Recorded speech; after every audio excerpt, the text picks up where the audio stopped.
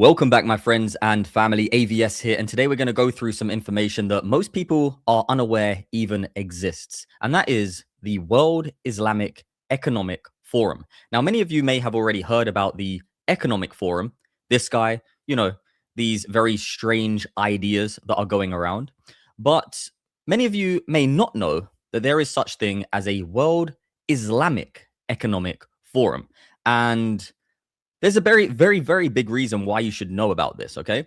Because these people, in fact, you know what? Let's set the stage of what the actual World Economic Forum is, and then we'll head into what the World Islamic Economic Forum is, and piece all of this together, and you'll see just why this is way stranger than you may have originally thought. Just imagine North Korea in 20 years, when everybody has to wear a biometric bracelet which constantly monitors your blood pressure, your heart rate, your brain activity, 24 hours a day. You listen to a speech on the radio by the great leader, and they know what you actually feel. You can clap your hands and smile, but if you're angry, they know you'll be in the gulag tomorrow morning. And this is exactly what these people want to bring about. These people who want to control the entire world. Remember, this was in 2020. We're going to get onto the World Islamic Economic Forum in a moment, but let's go through what the World Economic Forum is first. Just imagine North Korea in 20 years. Okay, or imagine maybe the UK in 20 years, right? This is the type of devices that they are making. This isn't some conspiracy. This is them admitting that they're making these devices and wanting people to wear these devices. They're releasing them to the public. This is why we want to be able to find better ways to monitor whether somebody is paying attention or they're doing something different. The newest way to monitor attention is through a device like this one. These are ear pods that are launching later this year. These ear pods, much like the video you watched earlier, are ear pods that can pick up brainwave activity and tell whether or not a person is paying attention or their mind is wandering. Okay, well, you might think, fine, but even if we can tell whether a person is paying attention or their mind is wandering, you can't tell what they're paying attention to. You would be wrong. It turns out that you can not only tell whether a person is paying attention or their mind is wandering, but you can discriminate between the kinds of things that they're paying attention to. Whether they're doing something like central tasks, like programming, peripheral tasks, like writing documentation, or unrelated tasks, like surfing social media or online browsing. In other words, these people are creating a device, and probably many devices, that can monitor your brain activity in such a way that they know what you're doing when you wear these headphones that they have sold to you. When you combine brainwave activity together with other forms of software and surveillance technology, the power becomes quite precise. So what do we do with this? What do we do with technology that enables us to monitor brainwave activity for attention? Do we embrace it? Do we resist it? I believe that there is a pathway forward with such technology, but it's putting it in the hands of employees, enabling them to use it for themselves as a choice, whether or not they want to focus, whether or not they want the technology in order to improve their own performance, but not using it as a measure of their brain metrics to decide whether to fire them, hire them, or to watch for their lagging cognitive decline over time. Did you hear that? So basically, they want people in the workplace to wear these types of devices so that they can decide if this person's working hard enough or distracted and needs to be fired. This is the world that they're trying to build. And, that may not be relevant to you if you don't work in these types of environments, but this definitely would affect you. Okay, we're just setting the stage, and then I'm going to show you the World Islamic Economic Forum. Okay, listen to what they want to do. The 15-minute cities is something that the WEF has created called C40, and it's called C40 cities. I would urge you to certainly look on the internet about it, and then go to all of the TikTokers and see what they're really saying. Basically, you won't be able to drive a petrol or diesel car anymore. You'll have to buy electric. If you want food, you will get a calorie-controlled system sent to you by text saying, this is what you can eat today. This is what you can have today. If you violate any of these things, they'll freeze your bank account. That is the next step. These are stages in which they're going to implement this stuff. And this was signed up by the WEF, and the WEF has signed up with our mayor in London as the chair. And he has gone around the world to communicate this C40 to all of the countries in the world. And which mayor would that be? Would that be Sadiq Khan? Is that who he's talking about? Maybe that's why they now have a World Islamic Economic Forum. And I want to just show you this briefly, and then we'll head back to the video footage. We have so much to go through today. Today is going to be a very, very informative one with a lot of very valuable information. But ongoing session of the 9th World Economic Forum, the Islamic one, has taken place. Now, the World Islamic Economic Forum, WIEF, or World Islamic Economic Forum Foundation, is a business forum headquartered in Malaysia. Its purpose is to promote business, link the Muslim and the non-Muslim worlds. Does that sound familiar? Recently, I've been noticing that the non-Muslim world is becoming very Muslim, and it doesn't seem that the non-Muslim world voted for this. Anyway, and to guide the world towards peace and prosperity, really interesting, that one. The first World Islamic Economic Forum was held in Kuala Lumpur, Malaysia, and the 14th and the next WIEF will be held in October 2020 in Qatar. Now, this is obviously an old post, but I want to show you how insane this is, okay? Because this is the royal family website, right? This is actually www.royal.co.uk/ and then a bunch of stuff and World Islamic Economic Forum. Now, this is 2013. This was a very long time ago. But did any of you hear about this?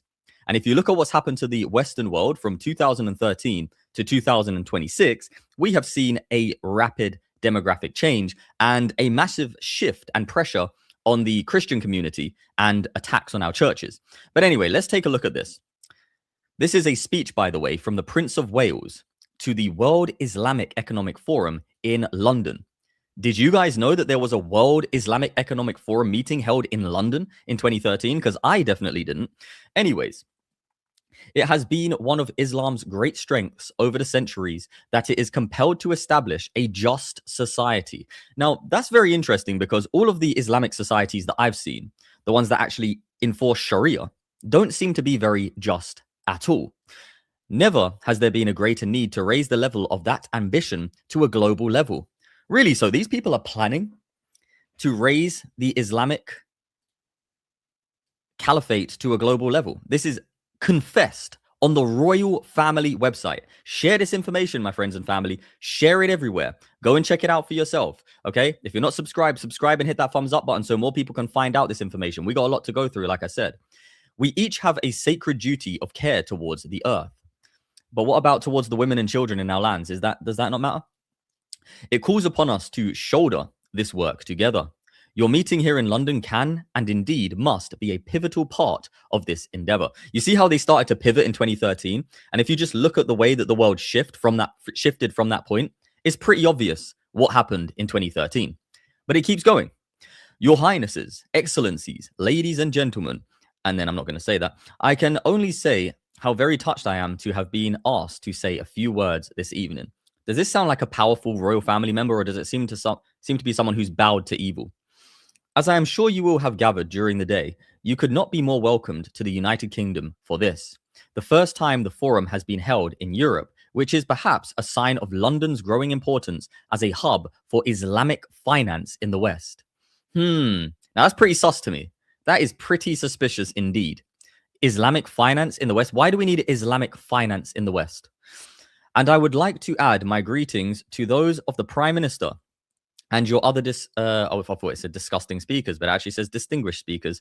That must be my subconscious mind running wild there. Anyways, I would also like to thank the Muslim Council of Britain. Why? Why do we have a Muslim Council of Britain, number one? And number two, why is the royal family thanking them? Which I know has been much involved in the WIEF confession, right? And the issues of the Islamic finance for so many years. So here we go. They're revealing themselves publicly on the royal website. In fact, you know what? I'm going to give you all this link in the live chat, just in case anyone wants to go look at this for themselves. There is the link for yourselves. But like I said, stay tuned because we're going to go through a lot. He goes on to say, if I may say so, you are meeting at an opportune moment, and your efforts to establish bridges between cultures and countries could not be more important. Now, I don't really want bridges to be built between countries that have a culture that wants to destroy our country. That doesn't seem very wise at all, or has an ideology that wants to anyways. We are currently confronting challenges that will define our civilization. Yes, we are. Not lest the wise management of our planet in the face of climate change, the depletion of natural capital, and a rising population. So is the way to solve a rising population to bring in more people? That seems pretty dumb. Given that, in the next 2 years, the world's governments must agree on sustainable development goals and finally conclude negotiations on the whole issue of climate change. Working together will be more crucial than ever, and I can only thank you for your efforts in helping that to happen. Now, I'm going to pause here because this video here is relevant to what they're talking about. And most of the countries are looking at adopting it. Now, I am going to abolish it. It is a hopeless position. We are going to be in an open prison, or shall we say a COVID, for the rest of our lives. We will not be able to work unless it's in our 15-minute city. It's diabolical. You see, this is the control that they want over us. And it's being done, it's being unfolded in a way that is very deceptive. It's also very confusing unless you're educated on like geopolitics and you study it every day. This can be just like, wait, what's going on? It sounds like a crazy conspiracy, right? But this is not. This is real. And it goes on to say, if we are to take proper account of the uncertainties and risks that come with the rapid changes we are seeing in our ever more interconnected world, then collaborative efforts will be key, and meetings like this are vital in establishing the dialogue and trust we need for success. Now, we don't need to have dialogue and trust with people who believe in an ideology that openly says they want to destroy us, okay? Now, it doesn't mean they won't try and benefit off of our resources and this kind of thing, but to shake hands with the devil is a very bad idea. You will have had and will no doubt be having extremely technical presentations and discussions about the benefits of Islamic finance, or alternative finance, as it is also known, and its place alongside the many and varied activities of conventional finance. You will perhaps be relieved, then, that as a historian, I am not going to presume to delve too deeply into the intricacies of collateralized bond obligations or the challenges implicit in Basel III or even Solvency II. But it seems to me that much of the debate in the wake of the financial crisis of 2008 has centered upon knowing your risk and acting appropriately. So in other words, they're just basically saying there's a reason for this. We have to do this because it's going to be beneficial. We have to team up with the Islamic world and have Islamic finance and all of this kind of stuff in the Western world, which is obviously not true, because there has to be something that the Islamic world would get out of it. And what would that be? Now, I want to show you this woman because she has a theory, and I want to know what you have to think about it. So what does the WEF Partnership Against Cybercrime want? They're very open that they want a regulated internet. So essentially what this public-private partnership at the WEF is pushing for is for every person's access to the internet to be tied to a digital ID. And the goal of that, of course, if your ID is linked to your internet access, intelligence agencies know exactly what media you are consuming in terms of what you read and also what you post online. And that has been the goal for a very, very long time. So people aren't necessarily going to consent to that unless they are made to believe that anonymity and privacy online are dangerous. So how exactly can you convince people that that needs to happen? Well, you have some sort of event where anonymous hackers do something online that causes major disruption globally, and then the consent can be manufactured through fear and panic, as is often done, that anonymity and privacy needs to be eliminated, that we need to know exactly who is doing what online to prevent a calamity of that scale from ever happening again. And this is the exact solution that these guys have been cooking for a very long time. So what do you think about that? Because we do see that the left, Keir Starmer, these very strange people in the WEF, have been pushing for a global digital ID for a very long time. At the same time, we see rapid migration happening in the Western world. And then we have these elitists, these globalists saying the following. This is insane. Listen to this. There's going to be people of means who are going to travel. And then there's going to be people maybe who are lesser means who might actually be able to use an Oculus or a Magic Leap or some other kind of device to travel to the same place, but from their own couch. But in many ways, it's actually going to create even more distance.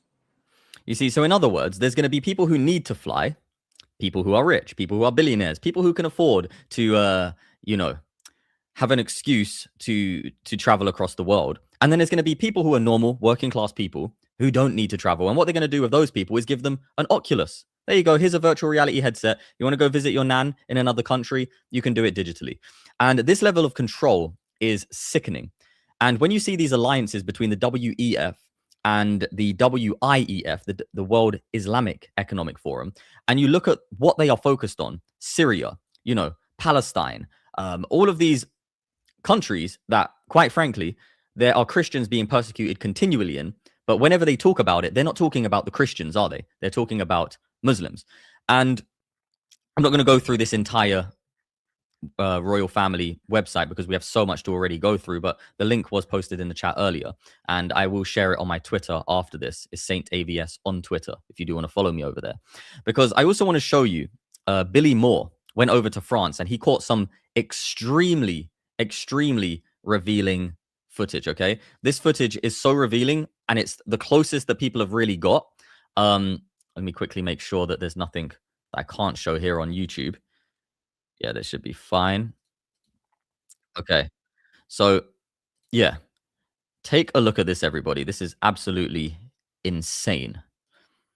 Should get it back up on screen for you. You know, and even things like this, right? We shouldn't actually even have to be like this. Like, oh, are we allowed to show this on the internet? Like, it's the real world. We should be able to show what we want to show. Anyways, take a look at this. He got some brilliant footage exposing France and showing exactly what's going on.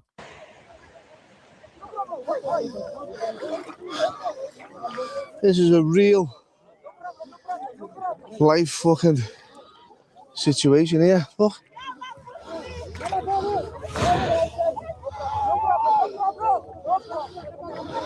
How could you encourage this? You've got kids here, look. Why would you risk their lives?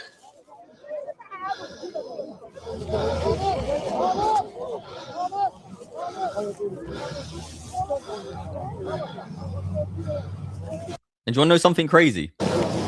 When I was looking through Twitter at this footage, the Muslim community were spamming the posts with bots saying that this is AI. This is not AI. This is real, by the way. What? It's a body. It's not.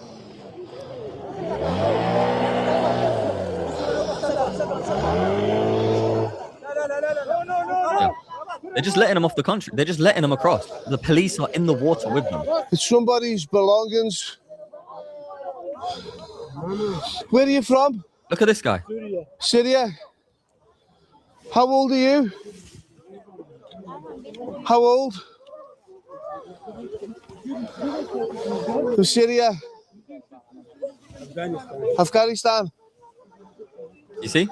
The exact countries that were being referenced in this, right? It's very interesting, isn't it? That the World Islamic Economic Forum are continually talking about Syria.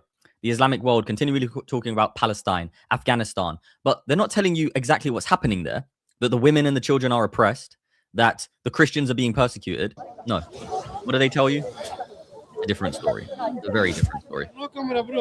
You're in the water, mate. How old's your baby? You know this is a dangerous thing you're doing, especially with young kids. Come on, mate. And these people clearly, I mean, it's a bit of a big claim I'm about to make, but This is a real life situation.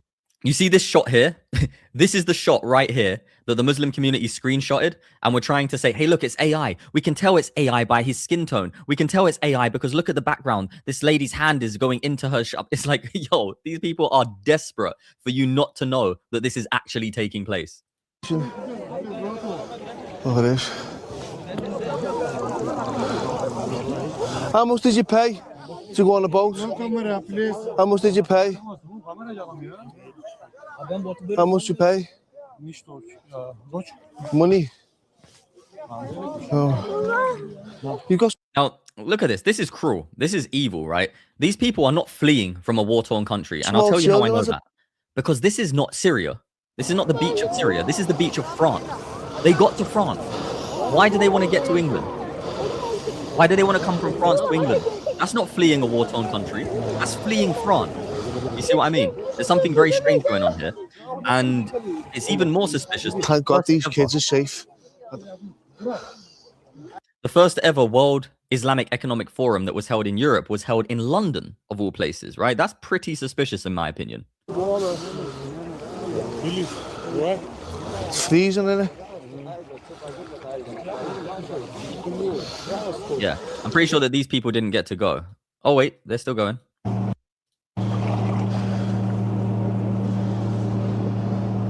They seem to be getting guided all the way. His family's going back. It's absolutely freezing. Wait, that's a fully grown man saying that. These people brought their His children in the water. belongings just discarded and strewn on the beach there. He's just screaming for them to come back.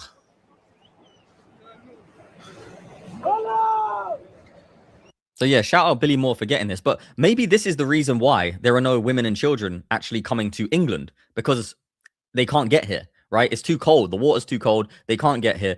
And it's the men that are coming over. But I believe that there's a far more sinister reason personally. But look at this. The police. This is the part I wanted to show you. Look. The police are literally standing on the beach, just watching it happen. Look at them. Britain are giving France millions a year. And for what? For the police to stand about and just let them cross the channel?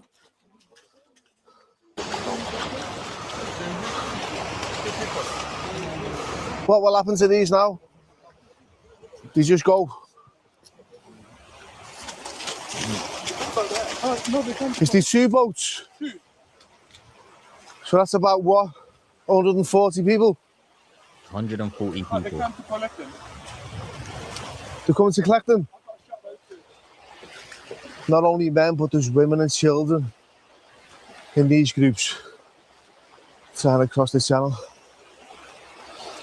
You know why they're coming to the UK? Because the UK is a laughing stock. The UK is actually a hellhole because they've opened up the borders, and there's something very suspicious taking place where if you see the people in Britain welcoming in the Muslims coming over from France. And here's another article confirming what I showed you, just so you have another perspective. Prince Charles talks climate at World Islamic Economic Forum. So it's not only one article, it's not only on the royal website, but it's also confirmed here that he spoke at this forum. Let me pause this. There we go. Okay, so yeah, you get the point. This is a real thing, an absolutely real thing. Continually focusing on Syria, these countries that are destructive. They have destructive ideologies. This is not debatable. It's a fact. It's 100% fact. Just look at Afghanistan. Look at what's taking place over there. Yet they pay these types of influencers in the West to push Islam. And recently, Sneeko, actually, I don't know if you've seen this, but this happened to Sneeko in the street. And put your life forces to a sock. Yeah, you deserve to be publicly executed. Yes.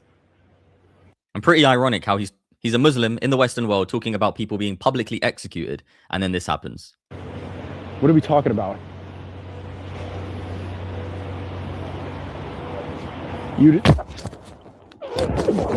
And this is what I was warning people about. I was saying, what the Western world is going to start having enough of people promoting evil ideologies and just covering up for sickness. You know, I'm not condoning it, but it's the way that it's heading. It's pretty obvious. People have had enough. There's people losing their minds over this stuff. You've probably seen this clip here. It's just 1 minute. I want to show you it before I head into the even more important information that will be for the majority of the live stream. Take a look. The Muslim community showed the world the true face of Islam as a religion of peace and understanding.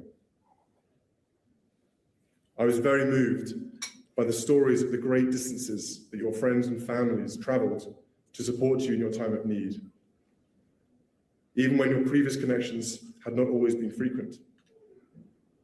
They traveled here to support you because you were family, and that is what families do.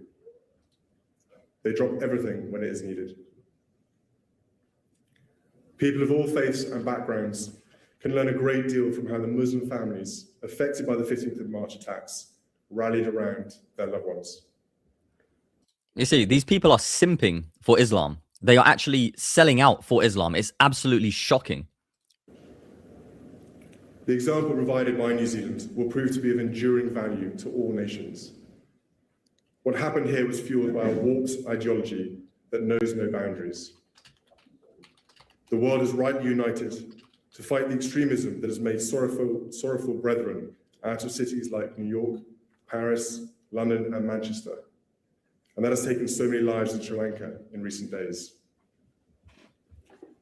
And so too, we must unite to fight the violent brand of extremism that has led to fatal shootings in a church. Anyway, you get the point. It's like they're always shifting the attention in another direction and pushing people to have an alliance. There is no alliance between people who believe in love, peace, and joy and people who want to destroy that. It's just not going to happen. And these are the people, in my opinion, who are responsible for destroying the Western world. What do you think? I personally believe that King Charles is a coward and a sellout. Keir Starmer is an absolute puppet, one of the weakest, if not the weakest leader to ever set foot in any position of power. And then we have these European leaders who are just an absolute disgrace, shaking hands with demons. And just to put things into perspective, this is how the Muslim scholars are teaching in mosques about the non-Muslims. State of purity, only people in Legend says you're not in a state of purity, only people in So you're calling me dirty? Yeah, filthy. Yeah. You're calling me filthy? Yeah, you don't know. Wow, I love it. Good. True colors is coming out, man. True colors is coming out. Disobedience of Allah is worse than a pig. You see, that's what they think of you. These people who were apparently welcome into the West are saying that you are worse than pigs. I mean, I love pigs. Pigs are cool. But these people are saying that you're worse than a pig, and they're doing it in a derogatory way and teaching their followers to believe this. And he's a pig's rijs, and he's filthy in the Quran. It's called rijs. So when you see shirk, when you see kufr, you can never accept it. You can never sit on the stage with a mushrik saying, Ya Ali, and you're like, it's okay. We got political alliances to make. Those people, right, the disbelievers amongst the Jews and the Christians and the mushrikeen, they will be in hellfire. They'll be in hell eternally. These people are going to have a huge shock because they're talking about themselves. They're the ones who are going to be in hell. And they are the worst of the creatures. You hear that? They think that we, the people who have simple lives, happy lives, believe in God, or maybe you don't believe in God, whatever, non-Muslims, that you're the worst of creatures. That you're worse than murderers, you're worse than or any despicable thing that you can think of. That you are worse than that. That's their mentality that they have, and they're coming into the Western world. You know, it's interesting because the Quran also compares these people. It says they are worse than the cattle, than the cows, right? He says you're worse than the cattle because at least the cow, okay, you want to say the cow is dumb or whatever. The minute the word Christian or Jews is mentioned, you feel like something is weird about them. When I encountered them for the first time, I've never met them until I left Saudi and went to the West. When I encountered them for the first time, I felt a sense of like I'm meeting with unclean people. I mean, that's the sense you get. When I first immigrated to Canada, I was grew up in the Middle East. My mother tongue. As soon as we finish this clip, we're going to get into the deeper stuff. Is Arabic. I had to, whenever I would shake the hands of a Christian, so anybody that's like white Canadian, I would have to wash my hands after because they're considered dirty people, right? So there is so much intolerance to anything other than Muslim. And that's just facts straight from the Muslim Bible, straight from the Quran. It's just facts. Like, you can't argue with that. Like, how are you going to argue with this verse and 30 other verses just... So there you go. And yeah, he's right. The Quran does teach that stuff. Now, there is some good news, by the way. In the United Kingdom, Rupert Lowe posted this. Huge news. Restore Britain has just hit a record 9% in a national poll. 9%. That is massive. Restore Britain is the fastest growing political party in British political history.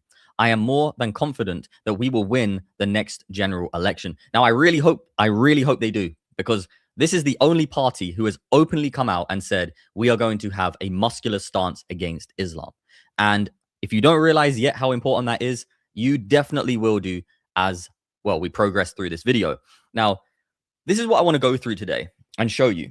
Many of you may have already seen it, but this speech that Tommy Robinson gave in America and the depth that he went into in the exposure of this with receipt after receipt after receipt is incredible. It really is great research. I know he said he had a lot of work putting this project together, but I want to go through it with you all and really discuss what's taking place here. This is a presentation I gave to members of Congress about 3 weeks ago.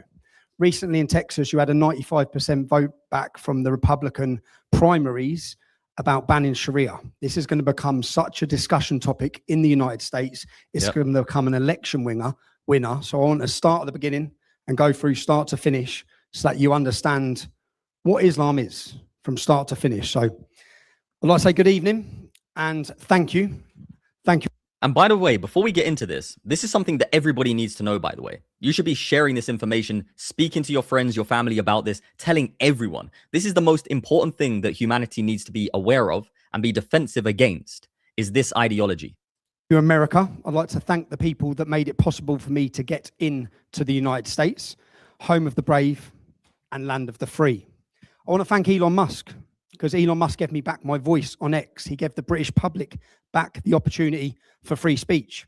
And I'd like to thank the brave students who have come here today and the gentlemen who have put on this event. I'm pretty disappointed. I think I'm slacking. Where are Antifa?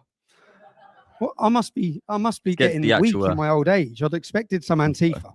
Pretty sure I want to speak to you today about the dangers of Islam and the dangers of Sharia law. But before I start, I'd like to introduce myself. And by the way, before we play this, everybody put aside your thoughts, your opinions on individual people in this video. No matter what you think of Tommy Robinson, Elon Musk, Trump, whatever. This reason why I'm showing you this is not about Tommy Robinson. It's not about Israel. It's not about Trump. This is about what is being spoken about in this speech. I've read many books written by people that I don't like, but I've learned things from those books. Information about business, whatever. You don't have to like the person delivering the information. Just pay attention to the information. Let's go. My name is Tommy Robinson. This may annoy some people, but I'm probably the most watched journalist in Britain, possibly Europe, and maybe one of the most watched journalists in the world. Not bad for a lad from Luton Town. I'm 43 years old. When I was born in 1982, in my town, there was one mosque. There's now 45. I'm not going to talk, I don't talk about what I've seen or what I've read. I talk about a life experience of a town that has changed beyond belief. And it hasn't changed for the better. So let me just show you a quick video from my hometown.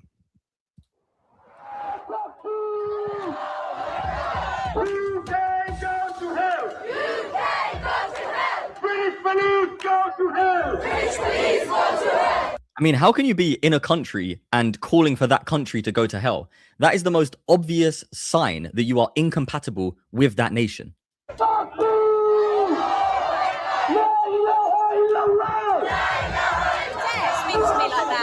This is my hometown as well. All right, let's stay then. No, I'm walking. Okay. I am walking. No, I can do what I want. Okay. That girl's just. I don't mind. Point away. Because you're not scaring me. Do you think it's fair that you should say British police need to burn in hell? That's a freedom of speech. They can say, wish to say it, they can say it. In Islam, doesn't it say that you have to respect the law of the land that you're living in? No, it doesn't. There you go. You heard it from their own mouth. They don't care, right? And I showed you a clip the last live stream. If it's not an Islamic law, they don't respect it. They don't care. But they're being allowed into our country. Now, to put things into perspective, if this lady had walked through Afghanistan and shouted the same rhetoric in reverse, what do you think would have happened to her? Do you think she would have made it back to the United Kingdom? I thought it did. What's happened there? That's my hometown, the town I love, the town I've seen change. Let me just show you some of the terror plots that have come out of my town. The Luton Army Base bomb plot, the 2020 London attack, the Stockholm bomber, who was a suicide bomber who come to the UK from Sweden and went and blew himself up in Sweden. The 7/7 suicide bombers killing 52. The fertilizer bomb plot, the gas limos plot. It's the base and the home of Al Mujahideen, who their head office was in my town. That's one of the world's most known terrorist organizations. Oh, yeah, and by the way, this guy that you see on screen right now, Anjem Chowdhury, is now in prison, I believe, until he's 85 years old. But there was a time where this guy was being given a voice on the BBC. Okay, let that settle in. This guy is now a convicted terrorist in the UK, but there was a time where he was on all the mainstream media networks spouting his evil. It was the home of 12 ISIS recruits. This entire family went to join ISIS during the time of the caliphate. They were all living off the benefit state in Britain, and they left to join ISIS. Luton Muslims died fighting for ISIS. I knew Abu. I knew him growing up. He was a fighter who died. Another one, Al-Britani. He went and blew himself up in another suicide attack.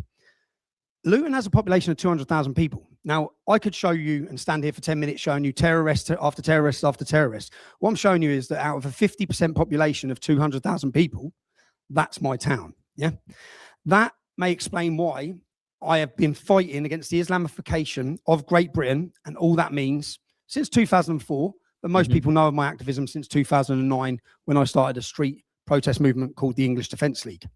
In that time, there have been 12 or maybe now 13 terror plots or intelligence-led plots to take my life. It's called, in the UK, it's called an Osman warning. It's when the government sit you down and they give you intelligence saying, look, we have intelligence, someone's planning to kill you. I've had Al-Shabaab. Most recently, just 2 weeks before I came here, I was named in a publication from the ISIS terror manual. Oh, that's this is 6 gentlemen. They're doing 30 years in jail. They got caught with guns and bombs on their way to kill us. They got there 2 hours late. It's a crazy story. There's a video of them walking through the square 2 hours after we were there. That's this month's. I'm gutted because look, I've got a big double chin, but that's this month's terror manual from ISIS. Can you imagine that? In Britain, a man has to flee from his own country because evil, wicked people have been welcomed into that country. Kill the one who disrespects the Prophet. By the end of this, I'm going to give you every bit of information about the Prophet. You're going to know who he was and what he actually teaches. And that's what they don't want you to know. That's why they don't want you to ask questions. Yep, so exactly. Apart from this stuff, the biggest challenge to me, other than the threats, other than the violence, has been from the British government. Because, you see, the UK government, anti-free speech, Keir Starmer and his crew of tyrants, and all previous governments, the Tory party, both governments in the UK. Okay, now that ties into what we were looking at earlier. Remember this, the World Islamic Economic Forum and the WEF, who want to have this kind of globalist system that controls you, digital ID, all of that kind of stuff. Well, right now, it's impossible to actually silence you unless you break the law. They can try to, and there are times when they've gone into gray areas and silenced people, but they can't really just instantly turn your voice off. Well, what these people are shaking hands with right now, when you see a Muslim Home Secretary, you see Keir Starmer promoting Islam, you see all of these Muslim mayors across the world, and they are in agreement that there needs to be some kind of control mechanism, digital ID. Keir Starmer himself called for it. What they're ultimately doing is trying to put in place a system that stops the criticism of ideologies that they want to push. And they want to push these ideologies for various reasons. But currently, you can see it on screen, the ideology that they want to push a lot. They have pushed the lie of multiculturalism and they've chased after the Muslim vote, hoping for the left Islam alliance. We're seeing this happen now all over the world. The left are useful idiots for Islam. It's now reached a point where our leaders cower in fear, unwilling and unable to stop what is coming. Everything we hold dear, everything, liberty, equality under the law, our democracy, and the very nation itself, everything is in peril.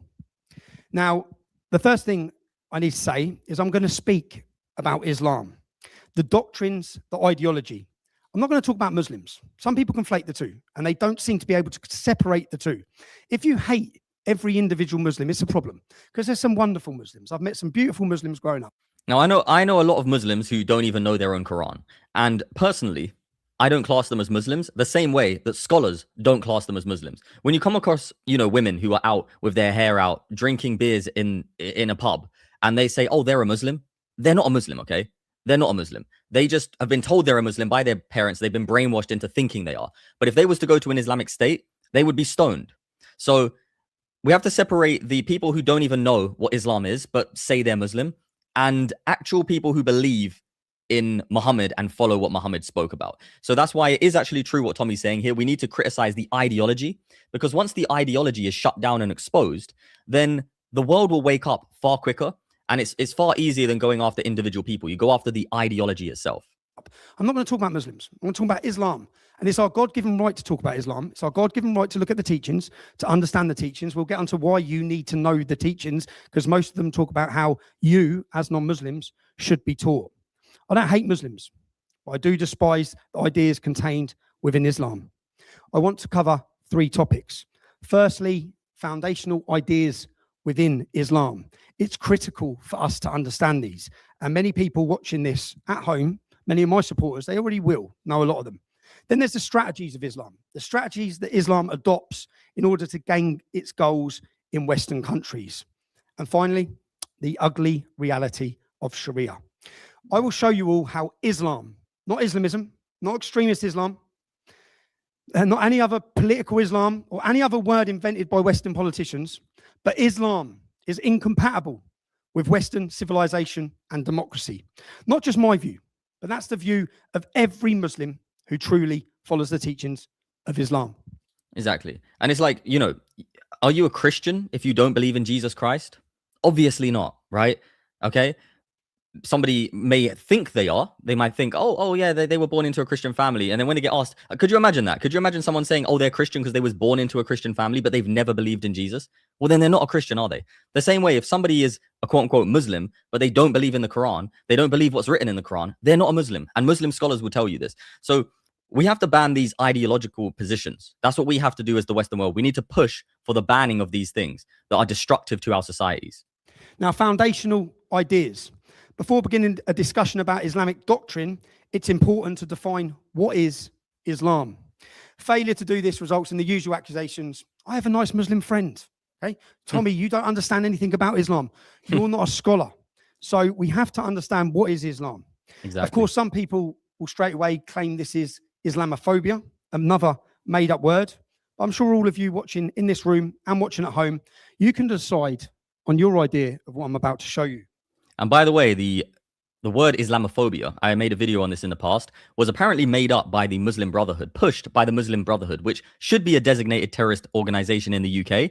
But once again, the left-wing, weak, cowardly government, Keir Starmer, has failed to do so. Defining Islam protects us from being fooled by those who would have us believe Islam is a religion of peace. Do you know the term Islam is a religion of peace? Until George W. Bush said it after September 11th. It was never said. No Islamic leader, no religious leader will get on and prove your American leaders, your founding fathers knew what Islam was. But it protects us from those who wish to tell us it's just a minority of Muslims who hold extreme views. When we talk about Muslims who hold extreme views, this is Pew Research, yeah? So we talk about Sharia law, and people talk about the minority, and it's the minority. 99% of Muslims in Afghanistan want Sharia law. 91% in Iraq, 89% in Palestine, 84% in Pakistan, 71% in Nigeria. The majority of Muslims worldwide want Sharia law. Right. So that means that the majority of Muslims are actual Muslims. You see why I said we have to separate the fake Muslims from the real Muslims? Because if everybody in the world knew what Islam really taught, the majority of people would leave Islam, right? Or be heavily against it. And if the apostasy laws were not real, Islam would not even exist today. It would be like Jainism. It would be one of those very small ideologies that no one really cares about. But because the way it's structured, like a mafia, like a cult, that's where it is. That's why it is where it is today. And there has to be major pushback on this. That means that every 100 Afghanis you've brought into your country, which Joe Biden opened your borders up to hundreds of thousands, out of every 100, 99 of them want Sharia law. They don't get to the American border or the British border or Europe's border and say, do you know what? I'm going to leave all my views at home. They bring those views with them. It's part of their migration, part of the Islamization. And let's see how many of them believe in. I could do this for apostasy. I could look at all their views, but we simply don't have time for this presentation. Stoning as punishment for adultery. Yeah, 89% of Pakistanis believe stoning's a sufficient punishment. 89. So every 100 you let in, 89 from Pakistan, which you've opened your borders to Pakistan. 50% of my town back home is Pakistani. 50%. Yeah. Well, 89 out of every 100 think stoning a woman, digging a hole in the floor and smashing rocks at her is acceptable. Now ask yourself, do you think that's acceptable? Do you think that a man who is sent from God, who is claimed to be the best example of all time, would advocate for the marrying of children and the throwing of stones at women's heads because they don't cover up enough. Do you think that's normal? Because if anybody thinks that's normal, they are insane. Genuinely, objectively insane. And sadly, when you look at these statistics, millions of people actually believe in that insanity. That is why it is dangerous. 5% in Afghanistan, 55% in Bangladesh. You can see there a majority think it's acceptable. A majority want Sharia law. But then for those who want to say it's a minority of Muslims, let me just see this. So I will. Oh yeah, I showed you this the other day, but for those of you who didn't see this, watch this, because you will see that it is not extremism. It's not the minority. It is the majority who hold these views that the mainstream media class as extreme, actually. Ask you, everyone in the room, how many of you are normal Muslims? You're not extremists, you're not radical, just normal Sunni Muslims. Please raise your hands. Everybody, mashallah, subhanallah. Okay, take down your hands again. So it's not just these radical sheikhs then. Allahu Akbar. Next question. How many of you agree that the punishments described in the Quran and the Sunnah, whether it is death, whether it is stoning for adultery, whatever it is, if it is from Allah and His Messenger, that is the best punishment ever possible for humankind. And that is what we should apply in the world. Well, who agrees with that? Allahu Akbar. Are you all radical extremists? SubhanAllah. So all of you are saying that you are common Muslims. Allahu Akbar. You know what this proves? This proves that the ideology itself is extreme, because this can't be classed as extremism, apparently, but it is extremism. You see the problem here? This shows that the actual ideology at its foundation, Islam, is incompatible. It doesn't matter about what the people think or believe. We as educated people who are not idiots, who are not brainwashed, we need to put our foot down and say, this is clearly incompatible. This is clearly dangerous. This is clearly deranged. How many of you just go to these normal masajids in Norway, the normal Sunni mosques? Please raise your hands. Allahu Akbar. So what's the politicians gonna say now? What's the media gonna say now? That we're all extremists? We're all radicals? We need to deport all of us from this country? Subhanallah.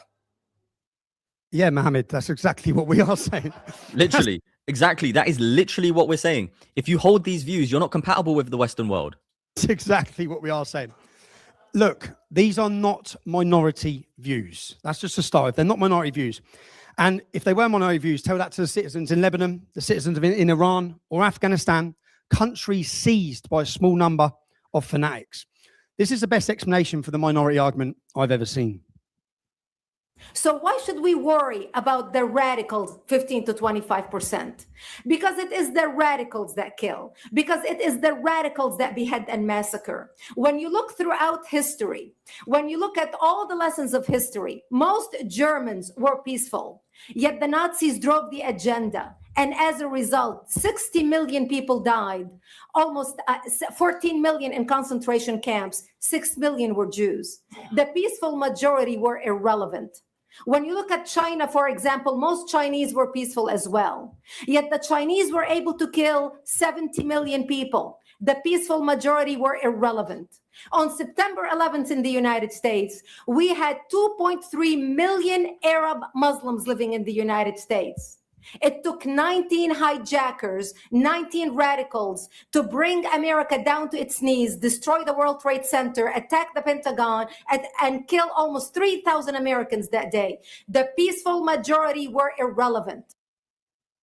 The wonderful Bridget Gabriel there, yeah? It also, understanding start to finish, which this presentation will help you to do, it protects us from those who tell us Islam is just another harmless faith. A harmless faith that should be ignored, a bit like you do the Amish. It would be a fatal mistake. Why? Because Islam is not a religion. Islam is a political, hostile, totalitarian ideology. Exactly. Finally, somebody is saying it on a major stage. Who here believes, honestly, don't just say it out of emotion, who here believes that Islam is actually a religion? Because I don't. I don't believe it's a religion. I believe it's an ideology, a twisted, warped ideology, which is ultimately a political system with this deceptive, deranged, insane perspective that gets pushed behind it just to claim it's from God. Because back then in the desert, if you was to say, oh, this is from God, they'll just believe you. But especially if you have like a powerful military, because they were so brainwashed, especially the pagans, that they thought that if you had a powerful military, that God was on your side. And then when they lose battles, they would make up an excuse and say, oh, they were insane. And that's exactly what Islam is. With a religious component. It seeks to conquer and dominate every aspect of private, public, and national life. Those points include the judiciary, religious compliance, public order, public morality, defense, war, security, treasury, oil and mineral resources, the media, education, health, agriculture, infrastructure, that's water, electricity, roads, charity, spoils of war. All these are departments of an Islamic state. And that is why I showed you this at the beginning of the video, because nobody talks about it. Nobody talks about the World Islamic Economic Forum. Why? Why does nobody talk about the royal family giving speeches at the World Islamic Economic Forum and saying that we need Islamic finance? Why does nobody talk about that? So that's why I showed you, because it's connected to this entire situation. It's not a religion. But let me start at the very beginning. 610, 1416 years ago, Muhammad declared he was receiving revelations from Allah. That's Islam's God. Allah told Muhammad he was to tell us that he was sent as the messenger of Allah, and we are to believe in Allah and in Muhammad. See Quran 7:158. So believe in Allah and his messenger, the Prophet. It all hinges on this. Muhammad says these are the words of God, and the words of God say we must believe in Muhammad. In other words, believe me, I'm hearing voices. Allah also tells Muhammad he is the perfect moral example for all of the world at all of the time. That's Quran 3:31, 68, 4, 33, 21. So how can we find out about this perfect example of moral excellence? How do we follow the Prophet Muhammad? Well, a critical part of following Muhammad is the Sunnah. That's the way and the life of Muhammad. And this is recorded in the Hadiths. The Hadith are verbally transmitted records of the teachings, the deeds, and the sayings, the silent permissions, and the disapprovals of Muhammad. They are a critical source of Sharia law. And the authority of the Hadith comes from the Quran, 24:54. Obey Allah and obey the messenger. So whatever Muhammad says in his life, whatever he did in his life, that's the perfect example, which comes from the Hadiths. There's 6 major Hadiths, or worldwide recognized Hadiths. They all start with the word Sahih, which means authentic. Yeah, and it's these types of Hadiths where we find out that Muhammad didn't only marry a 6-year-old, but he consummated that marriage at 9. He gave commands to kill people who leave Islam. He gave commands to capture slaves, to capture women, and do what they wanted with those women, because they were captured slaves, in other words, property. This is the evil ideology that these people still believe in today. Arabic. Finally, we have the biography of Muhammad, which serves as a historical record of the Prophet's life and the early history of Islam, and it provides us another reference for Sharia law. Incidentally, all of these things, the Hadiths, the Quran, everything, they weren't wrote down till 200 years after Muhammad's life. So what is Sharia? Sharia is Islamic law as defined by the sacred texts, and it's for all of mankind. That includes every one of you. Sharia law is not just for Muslims, it's for every one of you, and it's eternal for all of time and all of places. Yeah, that's a great point there, because I've seen a lot of videos of women and men getting interviewed on the streets about Sharia. Would they care if Muslims practice Sharia? And they say things such as, oh no, they don't care because it's for them. But that's what they don't get. The Sharia law, the Sharia Islamic law, is not only for Muslims. It is for Muslims to implement on the people who don't believe in Islam. In other words, they kill the non-believers. They subjugate them. They give them extra taxes. They do all kinds of atrocities to them. Look at Syria. Look at Afghanistan. Look at Nigeria. That is what they do to you when you are under Sharia law and you don't want to obey their insane ideology. And this is what the average person needs to wake up to. The average person you walk past in the supermarket and has no idea what's going on.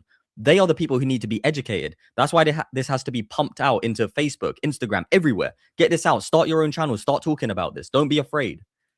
I want to highlight Sharia supersedes all human law, including all national constitutions, including your American Constitution, all legal systems, all international agreements. Sharia law comes first.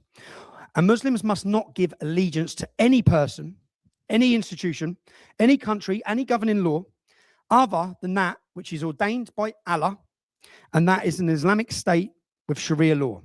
Have a look at this. Every Muslim on earth believes in the Sharia of Allah. Every Muslim on earth believes that democracy is evil and Sharia is the good.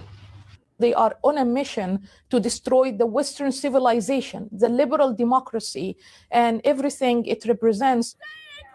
Say it loud and say it clear. We support Hezbollah here. Look, Islam will enter every household, whether you like it or not. Donald Trump, inshallah, soon you will see we have a plan in place to go visit him. A nation state will always fail for Muslims. We would support our brothers in Iraq. That's the only way. So you wouldn't defend America? We would not defend America. Not to democracy. You see that? They wouldn't defend the country that has welcomed them in, provided for them, given them food, given them, all kinds of benefits. They would fight for their enemies of America. They would fight for the enemies of Britain, the enemies of Australia, the enemies of Canada, and they would do it from within. Do you see now why that is such a dangerous ideology to hold?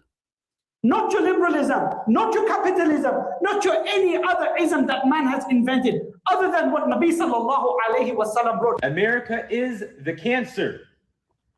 America, the American government, secularism, democracy, capitalism, these are cancers. We stand in full solidarity. We stand in full solidarity with the Islamic Revolution. With the Islamic Revolution. What we as Muslims want to implement here in the United States, we believe the Constitution should be replaced by the Quran. First move that I will do, I will abolish the Constitution and I will establish the only logical and rational Constitution, which is the Quran and the Sunnah of Rasul.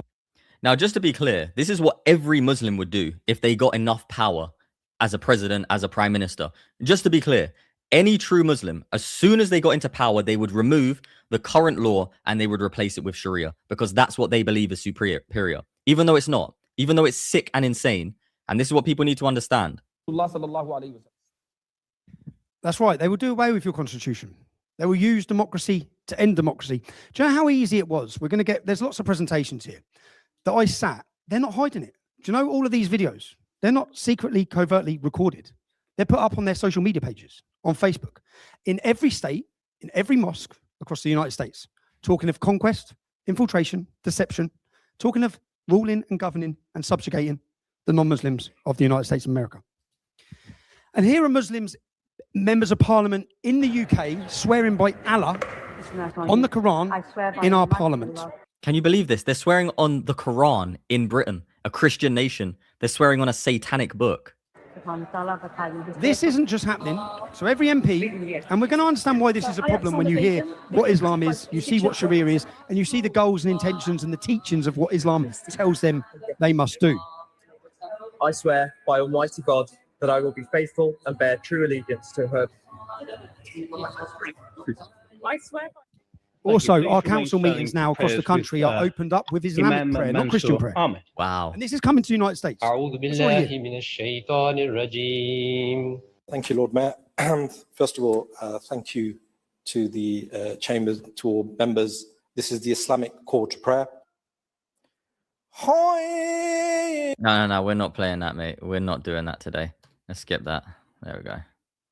Example of Islamic supremacy in Sharia. You had the Universal Declaration of Human Rights, which is all the world's countries coming together to sign the Declaration of Human Rights in 1990. Let's all agree we must protect human rights. Do you know what the Islamic countries done? They separated themselves from the rest of the world, 45 of them. And they created the Cairo Declaration. So they said, yeah, we'll sign up to human rights so long as all rights and freedoms are subject to Sharia and Islamic law. So don't be fooled by the nonsense of Islamic nations signing up to human rights, yeah? Yeah. Please don't fall for that. I know nobody here is dumb enough to fall for that, but we have to say it because there could be people who are coming in here trying to learn. Don't fall for that insanity when you see Iran, the Islamic states calling for human rights. All you have to do is go into their country and ask them, can we look at your Sharia books? And you will find out that there are no human rights for people who they disagree with. Because as long as they fall in line with Sharia law, there are no human rights in Sharia law. Okay, everything has to be governed by Sharia law. Now, conquering the world. Going forward, I'll reference the sacred texts I've mentioned, videos from Islamic leaders, many of them American Muslim Islamic leaders, Islamic scholars, Islamic groups, and examples of Sharia in practice. Just for the record, for those at home, I am using the authoritative Hilali and Khan translation of the Quran. For those who don't say it's authentic, it's printed in Saudi Arabia, okay?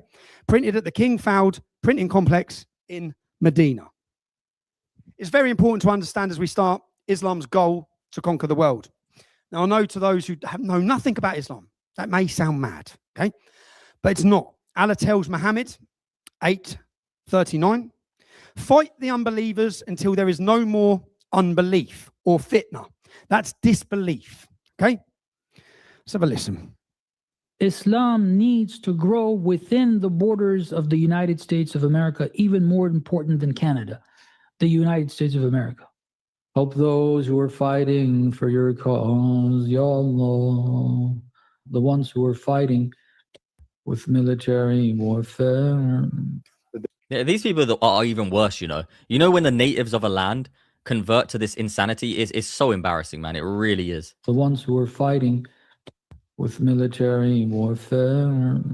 Today, we bring the favor back, turn their churches into masjids, turn your churches into mosques, their schools into Islamic schools.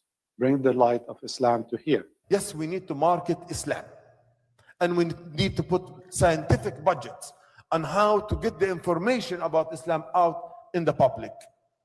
Once Islam is understood, Islam will be respected and Islam will be followed.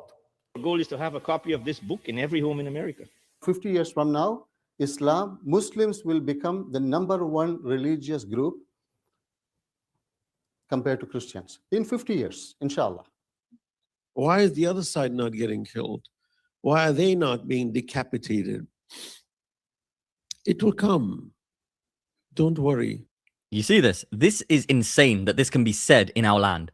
That this can be said. They're literally telling you that that's what they want to do to you.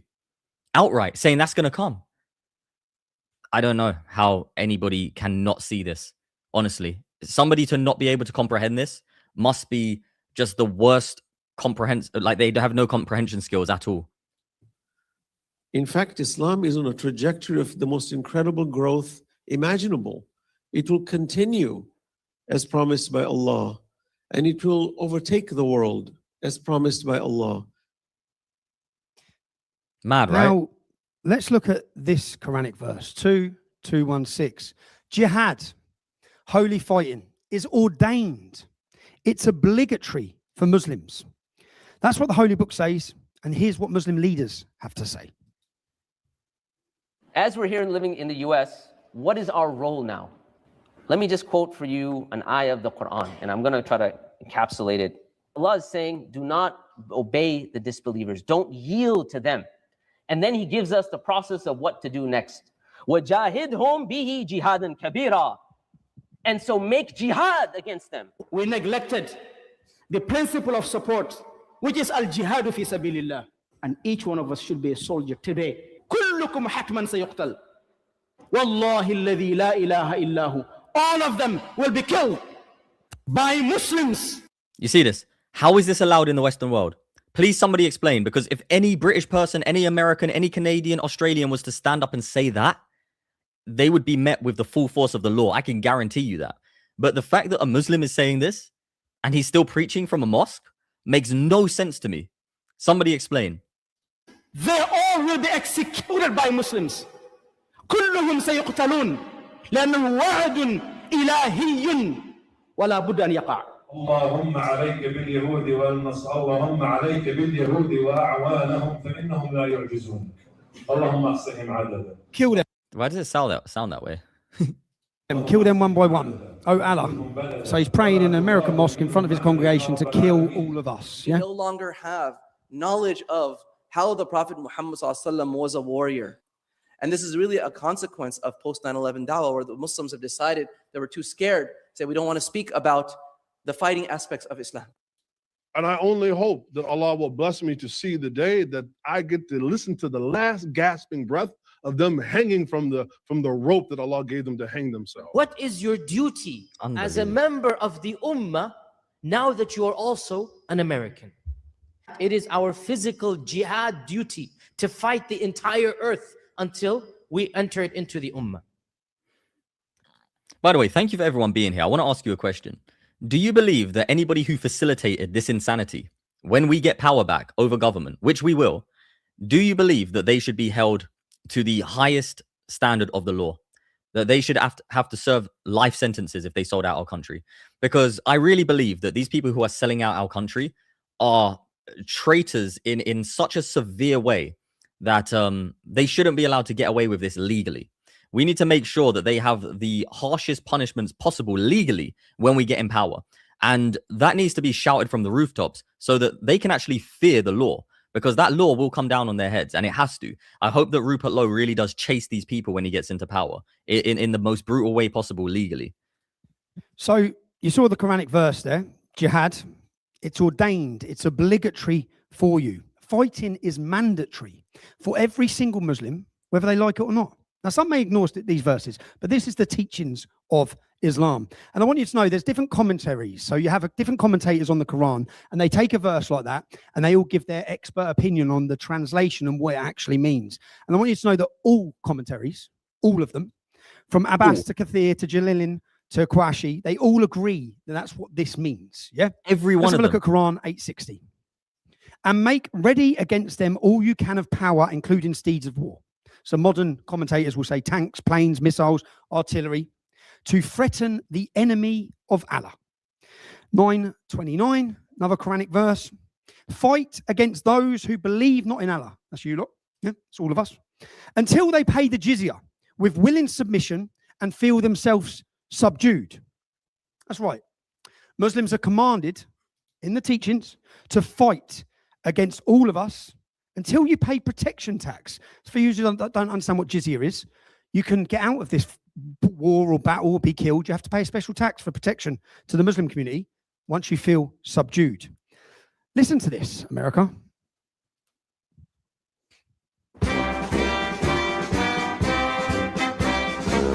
It's basically an old song that plays here. So I'm going to skip through it, but here we get into the speech again. He wrote to say, why are they attacking us? We're not at war with these people. What is going on? Why do they keep attacking American ships?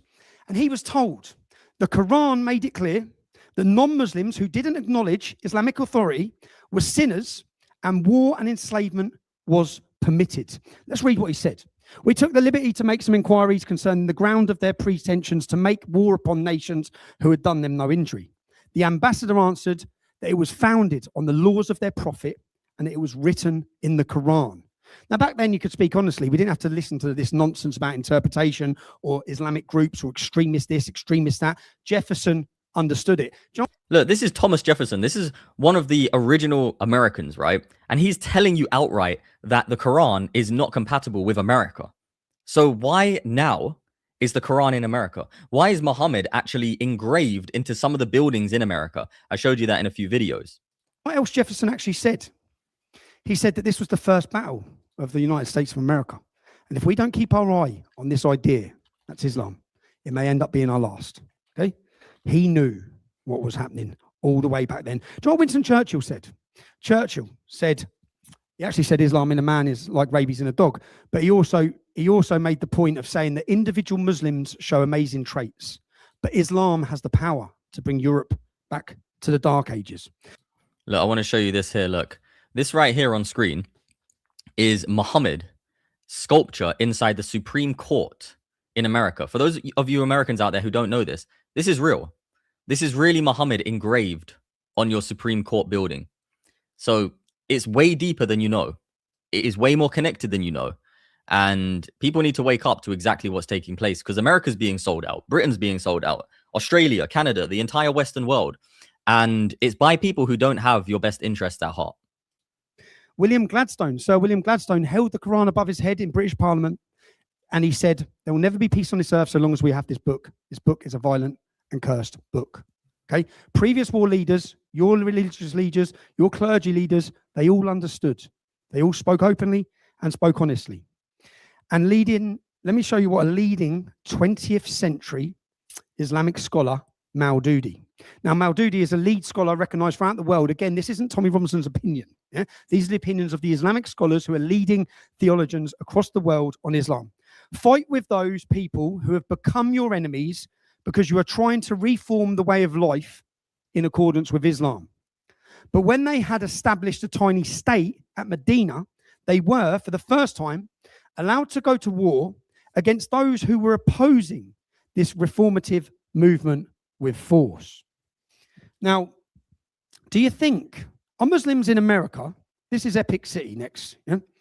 This is Epic City in Texas. Are Muslims in America trying to establish a tiny state in Texas and reform the way of life in accordance with Islam? No, the instruction there by the lead Islamic scholar in the world is to fight people who are defined as their enemies because they are resistant to the... Which is you, by the way, because they class unbelief in their ideology as resistance. Just because you don't believe in their clear delusion, you are their enemy. It's mad.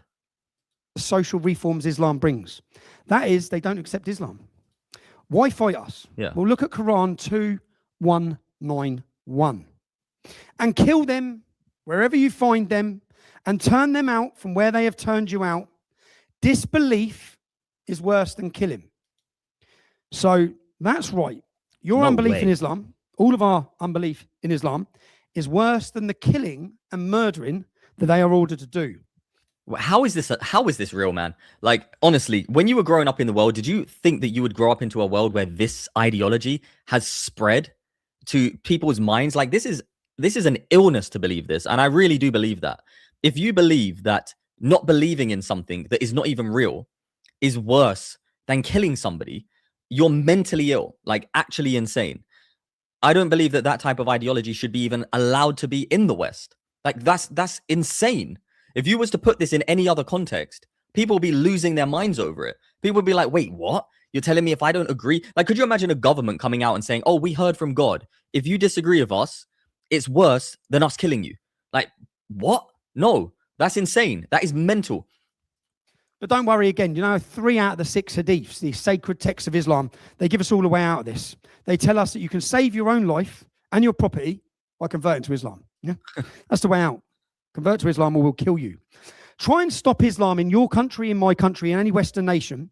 You are the enemy by definition, and you must be fought. This is Sharia. Strategies. Fear God. Deport evil. Get yours today at www.saintavs.com. What strategies does Islam employ to achieve its goals in the West? Well, there are several, and they reflect the fact that Islam knows right now it cannot conquer Western countries through an all-out violent revolution. They would not be successful, not yet, at least. First, migration, immigration. The Islamic New Year, Al-Hijjah, commemorates the journey Muhammad made from Mecca to Medina to flee persecution and to set up the first Islamic state. The word Hijjah actually means migration. The Quran tells us again, 2:218, verily, those who have believed and those who have emigrated for Allah's religion. So emigrating is part of Islam's goal for Allah. So maybe that's why we witness all of these types of situations happening right now. Maybe that's why they go from France to the UK, from Algeria to Spain to the Canary Islands, because they are trying to colonize in a very deceptive way. Like, what you're witnessing here is a form of colonization. It's a form of invasion. It's very obvious. And when you're not fleeing from a war-torn country, but you're still trying to get across the river and risking your life for it, there has to be something they really deeply believe in to do that, right? To drag their entire family. What is it? Maybe it's that they want to spread their ideology. Just maybe. In fact, the Quran tells us that those who emigrate for the cause of Islam, those who fight and die, will have all their sins wiped away, and will end up in paradise by a very impressive gate. Quite the incentive, eh? Let's listen to Mandani.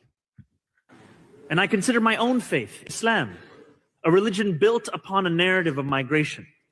The story of the Hijrah reminds us that Prophet Muhammad sallallahu alaihi wasallam was a stranger too, who fled Mecca and was welcomed in Medina.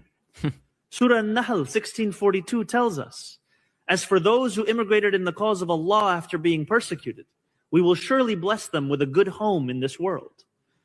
Or as the Prophet Muhammad sallallahu alaihi wasallam said, Islam began as something strange and will go back to being strange. So glad tidings to the strangers. What Mandani fails to tell everyone there is that Muhammad peacefully migrated to Medina. Then he slaughtered and exiled every person who didn't convert to Islam. That's interesting that he left that out of his speech, isn't it? The first Muslim mayor of New York City just happened to leave out what Muhammad did after he migrated. Promoted migration, talked about Muhammad migrating, but coincidentally forgot to mention what he did once he arrived. Conveniently leaves that out in his lovely little presentation about his prophet Muhammad. Now, the reason I'm telling you this is migration is a key part of Islam. Let's look what's happening in not just America, but in Europe. From 2023 to 2024, the population of the United States increased by 3.3 million. But I just told you that there were only about 500,000 new births. What was the other 85% was from international migration. 50 million Muslims now live in Europe. At the turn of the century, that number was less than 500,000, and more are arriving every day. The future of Islam in the West. Alhamdulillah, the future is ours. Islam's going to spread. There's no doubt to it. The West is West, East, North, South, all going to be Muslim. عندنا 50 مليون مسلم في أوروبا. هناك علامات أخرى تدل على أن الإسلام سيظهر الله في أوروبا بدون سيف، بدون بندقية، بدون 50 مليون مسلم في أوروبا. بعد عشرات السنين سيحول أوروبا إلى قارة مسلمة. You see, like, the evidence is there, but you, the people who speak out, the people who are awake, who see the truth, you are the ones who are treated as insane, as bigots, as racists, as fools, as, oh, you must be just brainwashed because you see the truth for what it is, because you see objective reality. You listen to what people are actually saying about themselves and you believe them. So we need to actually realize and strategize as people, and not be just passive in this situation regarding information awareness. We have to help people to understand, not just throw it at them. You know, don't just shout information at them, but help them to comprehend it. That's a very important part of this mission. And that's actually what I've been called to do, to help people understand what's going on. And we all have different roles to play. So find out what your role is and play it. It's very important. That was Colonel Gaddafi predicting that, in fact, saying the biggest weapon the Muslims have is the womb, and that he sees that they will take over Europe in a few decades without raising a sword. I think it looks like they're headed on that pathway. The next strategy of Islam is procreation, birth. And when they get to where they're going through their Islamic conquest and their Islamic migration, they will outbreed the indigenous population. New data released by the CDC shows the number of children women are having has decreased for a second year in a row. Why does Germany have this ultra-low birth rate? Germany is really not unusual for countries in Europe unless they have an ideology, a belief, a religion that informs them that having children is the most important thing and they prioritize it.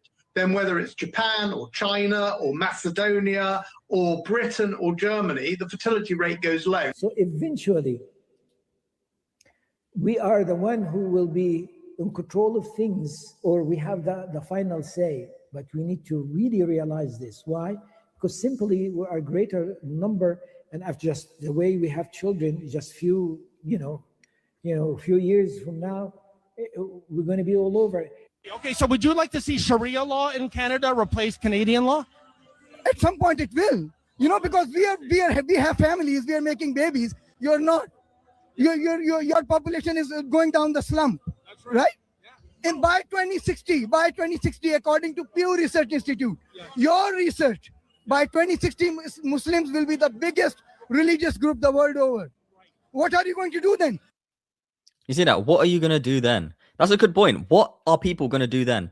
They're going to look back, if it gets to that point, which I don't believe it will. They're going to look back at times like this and think, oh, we should have listened. We should have listened to that person we was calling a bigot.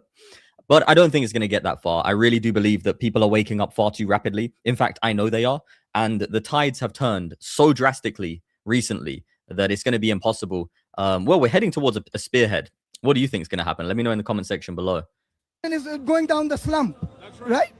And by 2060, according to Pew Research Institute, your research, by 2060, Muslims will be the biggest religious group the world over. What are you going to do then? Well, we're going to stop that, getting to that point. That's the plan. Make not 3 but 5 children because you are the future of Europe.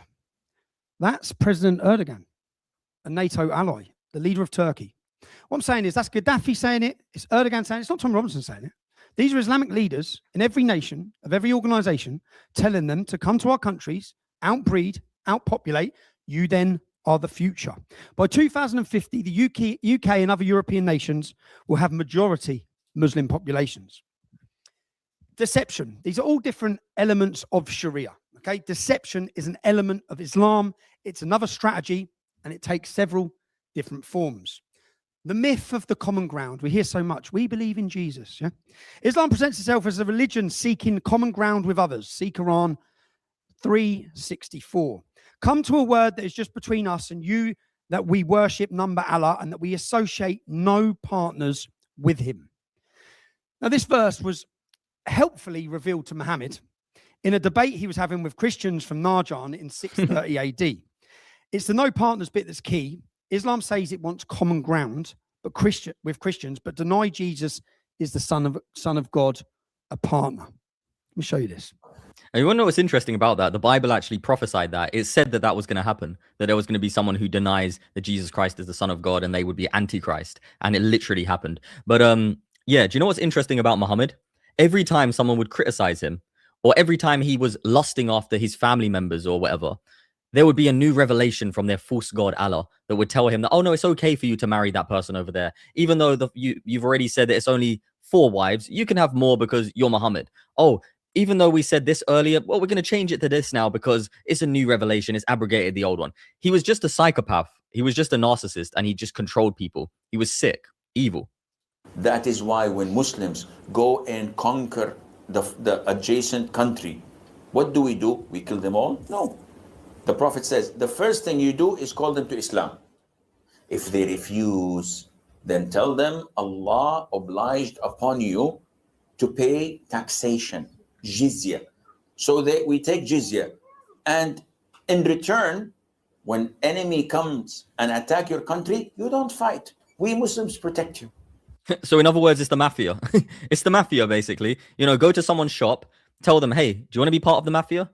You don't want to be part of the mafia? Okay, fine. Pay us and we won't smash your shop. And don't worry, because if someone else comes to smash your shop, we'll deal with them. Like, what? Oh, my days. It's so dumb. And you enjoy sitting in your homes and in your country and live your life normally. But the ruling is for Sharia. If they refuse, then we have to fight.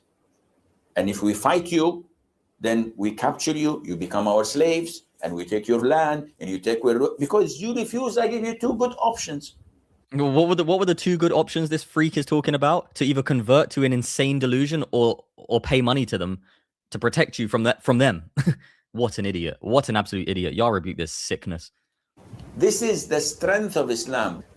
In the coming 40, 50 years when the Muslims become strong, as they're supposed to be, and they are focused and Islamically oriented.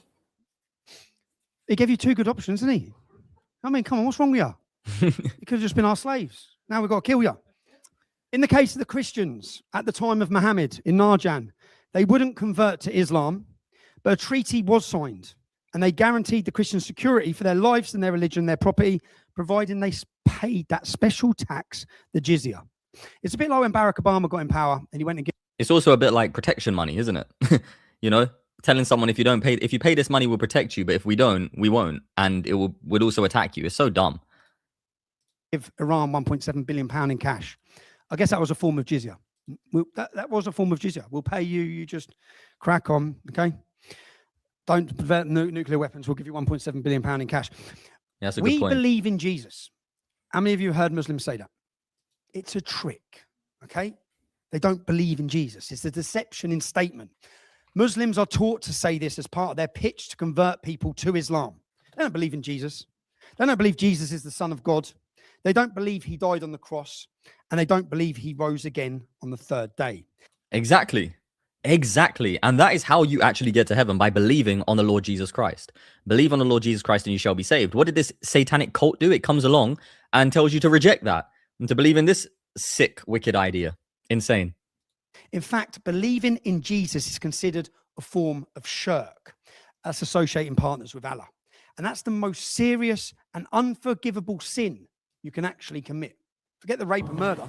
Shirk can occur in rububiyyah by association, where you say there is another creator besides Allah subhanahu wa ta'ala. He didn't want to be like the Christians. He didn't want to be like the mushrikun, the polytheists, the pagans of Mecca. He wanted the Muslim to be unique and distinct. The very first problem I see in America, Christianity. That I will love what Allah loves, and I will hate what Allah hates. And remember, they think that their fake Allah hates you. So that's why they hate you. When I go outside to make da'wah, I'm not going to go to a Christian to tell them, I hate you. For what? What benefit is going to get? Muhammad ﷺ didn't do it, and Allah didn't tell us to do it. But that does not deny the fact I do. Do you see that? That's what people don't get. And this is the thing that has been very, very, masked, to say the least. They do hate you. They admit it in their mosques. They hate you, but they will smile in your face. They'll serve you food in their restaurants. They'll be very kind to you. Why? Because it's not beneficial to not do that. But they'll tell you, it doesn't change the fact that they do hate you. In fact, I'm pretty sure there's a verse or something in their Quran or their hadith that says to smile in their face, but hate them in their heart or something. It's such a sick ideology, man. And everyone needs to wake up to this. Don't go to buy halal shops. Don't eat in halal restaurants. Completely boycott it all and just and eat normal food, Stay away from this pagan trash. And Allah didn't tell us to do it. But that does not deny the fact I do.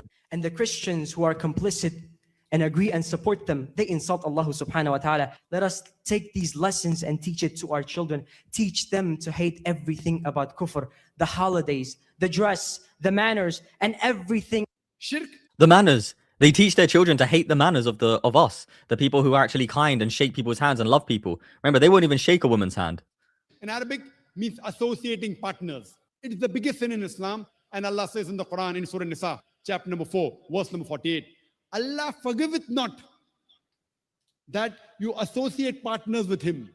But anyone who associates partners with him has done the most grievous, heinous sin.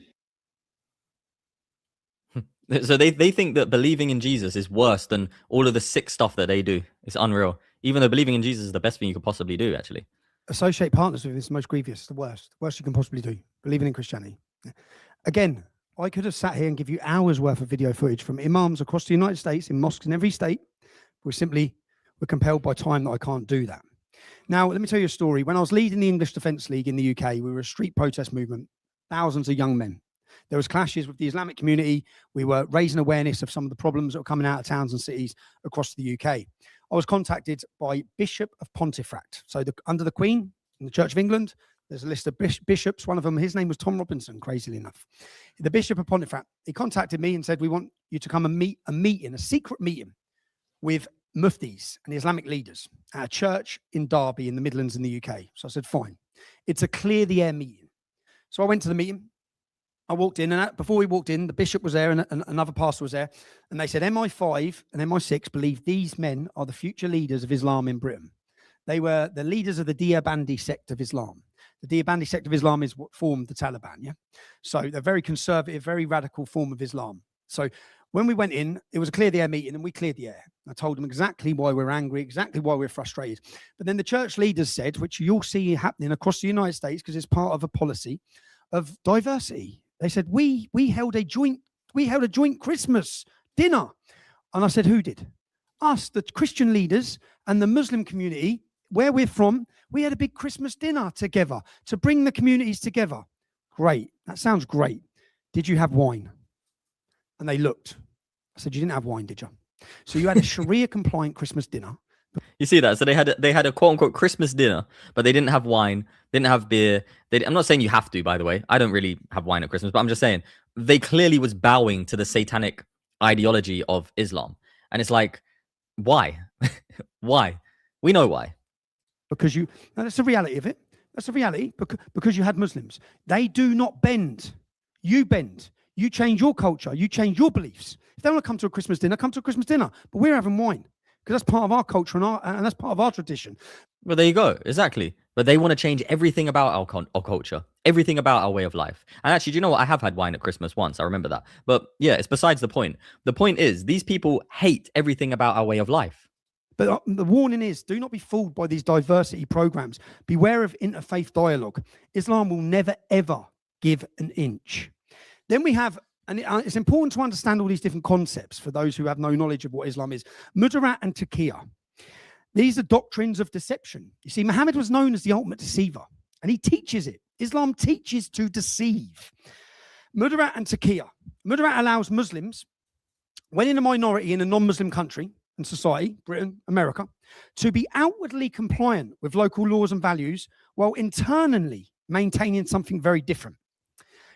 Wait, I just want to say this because it's actually so true. First of all, Muslims are not going to heaven. They're going to hell. But just to be clear, Muslims believe that there's going to be wine in their quote unquote heaven. That's like God saying, oh, by the way, you can't steal on earth, but don't worry, everyone. There's going to be stealing in heaven. You know, there's going to be stealing there, guys. Don't worry about it. Don't steal on earth, but in heaven, you're going to be able to steal as much as you want. Like, what? So stupid, dude. Sharia-based identity. It facilitates the initial establishment of a separate Islamic society with a host nation by minimizing the friction when they are weaker in the early stages of settlement. It supports eventually transforming the host society into a Sharia-compliant one. It's what Muhammad did when he left Medina. It's what Muhammad did. In small numbers, we were nice. Get the numbers, bang, we're taking over. Yeah? Quran 3:28. Let not the believers take the disbelievers, except if you indeed, next, 3:28. Let not the believers take the disbelievers as friends, except if you indeed fear danger from them. Listen to this. All those who believe, do not take the Jew and the Christian as your supporter and helper. And remember, by the way, this is directly from the Quran, okay? This is not an interpretation. This is direct from the Quran. بَعْضُهُمْ أَوْلِيَاءُ بَعْضٍ. For they are the helpers of each other. Want to be comfortable in America. Want to be comfortable living with the kuffar. So they do these things. This friendship of them with one another, that is not because of their love for one another, but that is based upon enmity with the Muslims. And whosoever will establish a walayat with them, such like friendship, which goes against Islam and Muslims. If that friendship of you is going against the believers, so then that is not allowed. Can a person keep a close relationship with his previous friends and colleagues before he accepted Islam from school, etc.? No and yes. No, they are not your friends, and they are not allowed to be treated as your friends. The yes part, you keep your relations with them to call them to Islam. But them being your buddies and your friends, that's problematic. You see, so, you know, when you think, oh, they're kind to me. Oh, that's my friend. If they really believe in Islam, if they really believe in the Quran, they're not your friend. They're only being, quote unquote, friends with you to try and promote Islam to you. And pay attention for it, because it will happen. They'll start trying to talk about Islam. If you have friends who are Muslim, they'll start trying to talk to you about Islam. I haven't had one, quote unquote, friend who's a Muslim who has not tried to talk to me about Muhammad. It's mental, and it's part of their ideology. It's part of their cult. But them being your buddies and your friends, that's problematic. You see, Muslims are not allowed to be friends with non-Muslims. You may have some Muslim friends at university. Great. I had some growing up in Luton, yeah? But they're not following Islam. They're not following the teachings, okay? The teachings, I understand, when you see the teachings like this, it's why every single community in the UK or Europe where we have an Islamic community, there's no integration, no assimilation, there's no friendship. I challenge every journalist to ever come to my hometown of Luton, go out and find Muslims with a non-Muslim. Just find me one, other than when they're selling drugs to them or raping them. Find me one. Every group of white boys has blacks with them. Every group of black boys has whites with them. Yeah, we're integrated and assimilated. You'll find all Muslims. My school dinner table, you walked into the dinner hall, in the corner, 6 tables of Muslims. We didn't do that. This is the teachings of Islam. And taqiyya, and you heard him say there, you can remain friends with them, but only to bring them to Islam. So it's false friendship. They're there to corner you, to convert you. Taqiyya is the practice of hiding your faith. You may have heard a lot of people talk about taqiyya. It's the practice of hiding your faith, pretending not to believe to protect yourself from persecution, threat, or death. Of course, resisting the advance of Islam, so resisting the Islamization of your society, is viewed in their eyes as persecution. In this case, you may show kindness to non-Muslims through words, but not in your heart. So you can be... You see? So in other words, you can deceive people if you're a Muslim. You're allowed to deceive people into thinking that you like them, into thinking that they're your friend. That is satanic. That is just obviously satanic to anyone who has a brain. You know, if you're not quote unquote religious, you know that's evil, right? It's evil to deceive someone into thinking that they're your friend, but really you hate them. What is that? That's so disgusting. We don't want that in our society at all. Be nice, but in your heart, you got to hate him. Allah warns Muslims of his jealousy and his rage. This is the reason there's zero integration or zero assimilation. Deception. Deception is Sharia. You will notice the strategies of migration and deception are not those of violent and bloody revolution. The strategy of infiltration is exactly the same. Maududi, I spoke about him previously, the renowned 20th century Islamic scholar. He's revered by the Muslim Brotherhood, the Islamic Circle of North America, Hamas, many other extremist terrorist organizations. He and they believe in a gradual and structured movement aimed at preparing a righteous elite to take over and guide state institutions. His strategy involved infiltrating government, bureaucracy, and education systems to replace un-Islamic or secular views with Sharia. Does that remind you of anything that we went through at the beginning of the live? Maybe the World Islamic Forum, maybe importing Islamic finance who are going to influence universities, colleges, all of these kind of things. Maybe, you know, the royal family promoting this is pretty problematic. Wouldn't you say so? I definitely would.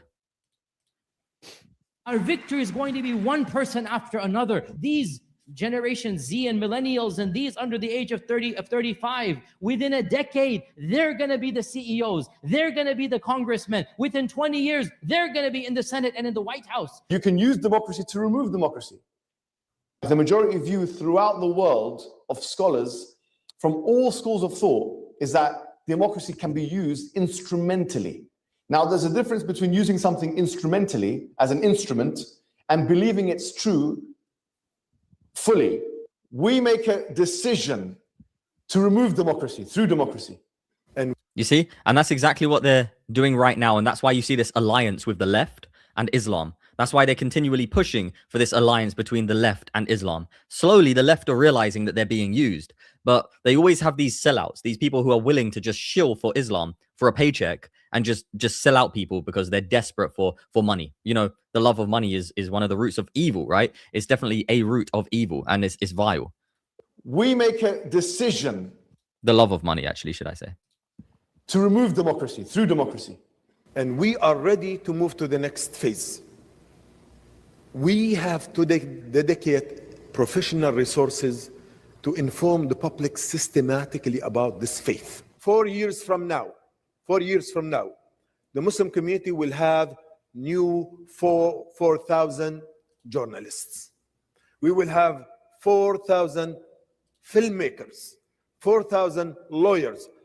15 years from now, the Muslim community will have 50,000, an army of these people.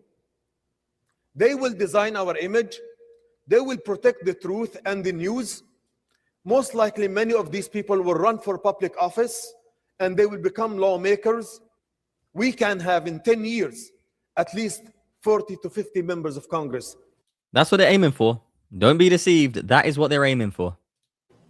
In the US Congress. So the work has to be ongoing, that we build the collective Muslim power to ensure we can stop those bills and enact our own agenda of justice and truth. If we can,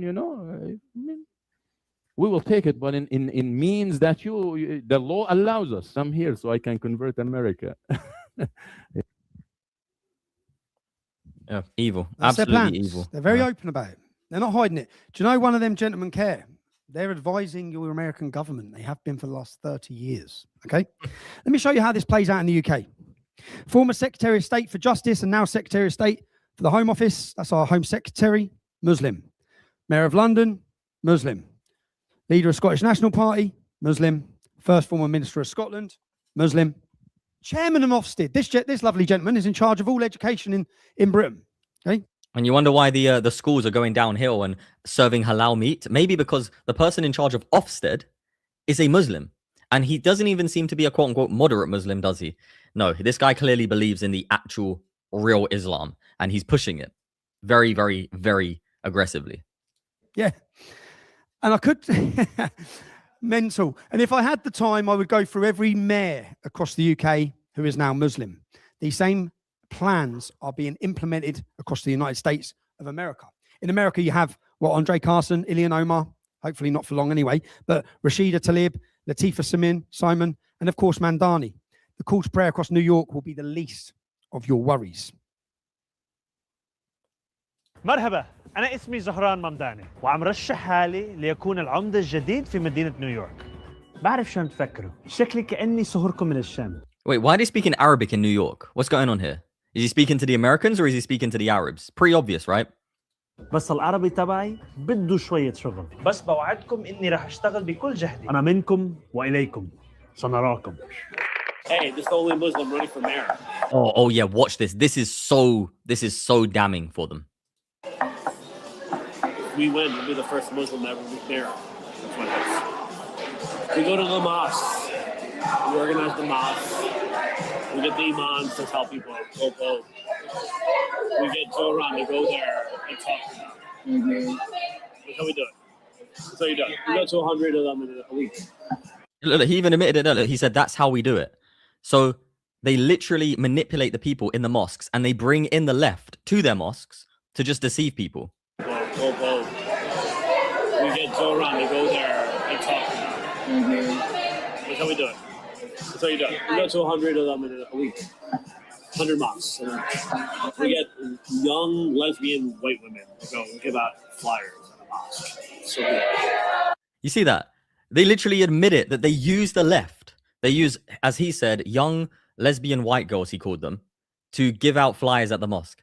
This is the sickness that they do. This is the deception that they do. They don't care. They have no morals. They have no love. It's just pure ideological force that they're trying to push into the world. I was like, all right. For this campaign, the thing that we really keyed in on was South Asian Muslim voters and getting them out to vote. There you go. Exposed. Completely exposed. And do you know how they got this footage? Listen to how they got it. Muslim voters and getting them out to vote. That covert recording was obtained by a friend of mine on a secret date. Okay. That's Mandani's campaign manager. You heard what he said. We go to the mosques. We get the imams to tell them who to vote for. We go to 100 mosques a week. Let me tell you how that plays out. In my town, Luton, we have the leader of the Council of Mosques. There's 45 mosques, but they all come together under a leader. Even though they don't like each other, many of them, different sects, they come together under a leader. That leader sits down with the council, the government, whether it be the Labour Party, your Republican Party, your Democrat Party, and they make demands. You give us this, you give us this, we give you 50,000 votes. Now, Mandani, what they're saying there is we went to the mosques and the imams tell them they are told who to vote for. And they will vote in a military fashion, not like you guys, yeah? The churches aren't doing that. The mosques are doing it in every European country, and they have become such a power force in small numbers. So you see, and that's the problem. Now is the time that we do unite. Now is the time that we do strategize and do be the majority force, because that's what we are right now, and use it to our advantage. And that is why we need Restore Britain in power politically to reverse this insanity and to not allow it to progress any further, because that's exactly what it is. It's absolute insanity that we're allowing these manipulators to brainwash the left and infiltrate government in so many ways, schools. It's absolute mental illness. That's what it is. infiltration. It sounds mad, right? In 1991, there was a document, the strategic goal of the Muslim Brotherhood. Many of you sitting at home may know about this, many of you may not. Okay, this was found in an FBI raid in 2004. It was at the founder of a mosque in Virginia.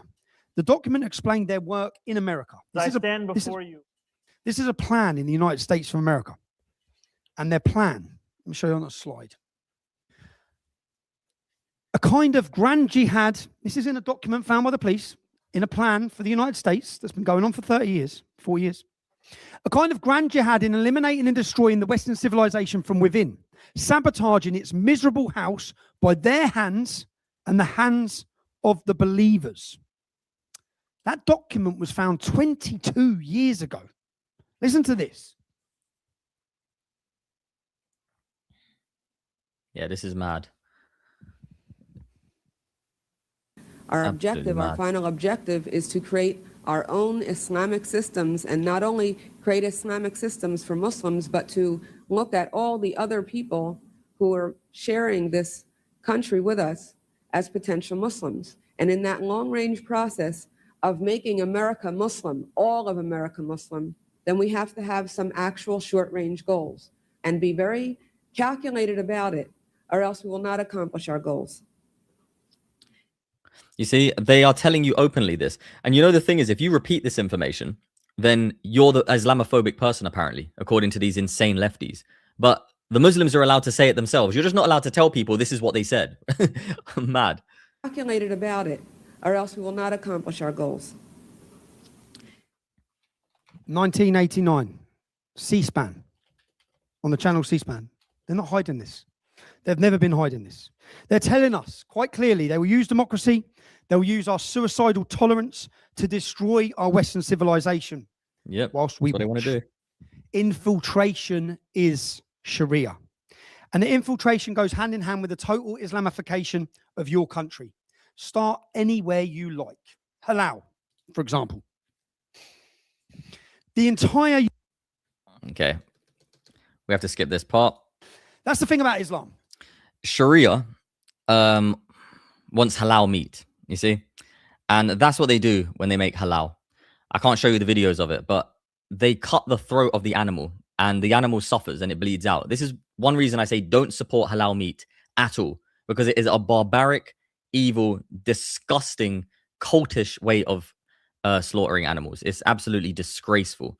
Yeah, don't go into any restaurant that serves halal. If they do serve halal, open up your phone, 1-star review, I don't eat halal meat. Simple. It's not that they want freedom. And maybe share some information why you don't eat halal meat. Maybe share a link to a halal slaughterhouse or something. Let people be informed about why they should also stop eating halal meat. To live their way, they require you to live their way. And they're slowly Islamify everything. Education. We're in a center of education now. Billions of dollars of foreign investment. Remember, the UK head of education standards is this wonderful gentleman. From the age of 6, every child in the United Kingdom, as part of national curriculum, every child has to visit a mosque. What's that look like?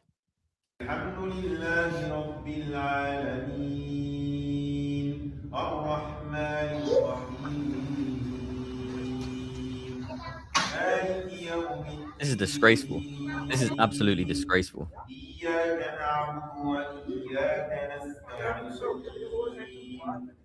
And do you want to know what's even more disgusting about this? The fact that many of these parents, by the way, didn't know that their children were going on this to do this. They didn't know this was actually what was going to happen. There was so much outrage about this from the parents. But could you imagine your child going to school one day and coming home and told you that they prayed to Satan? What?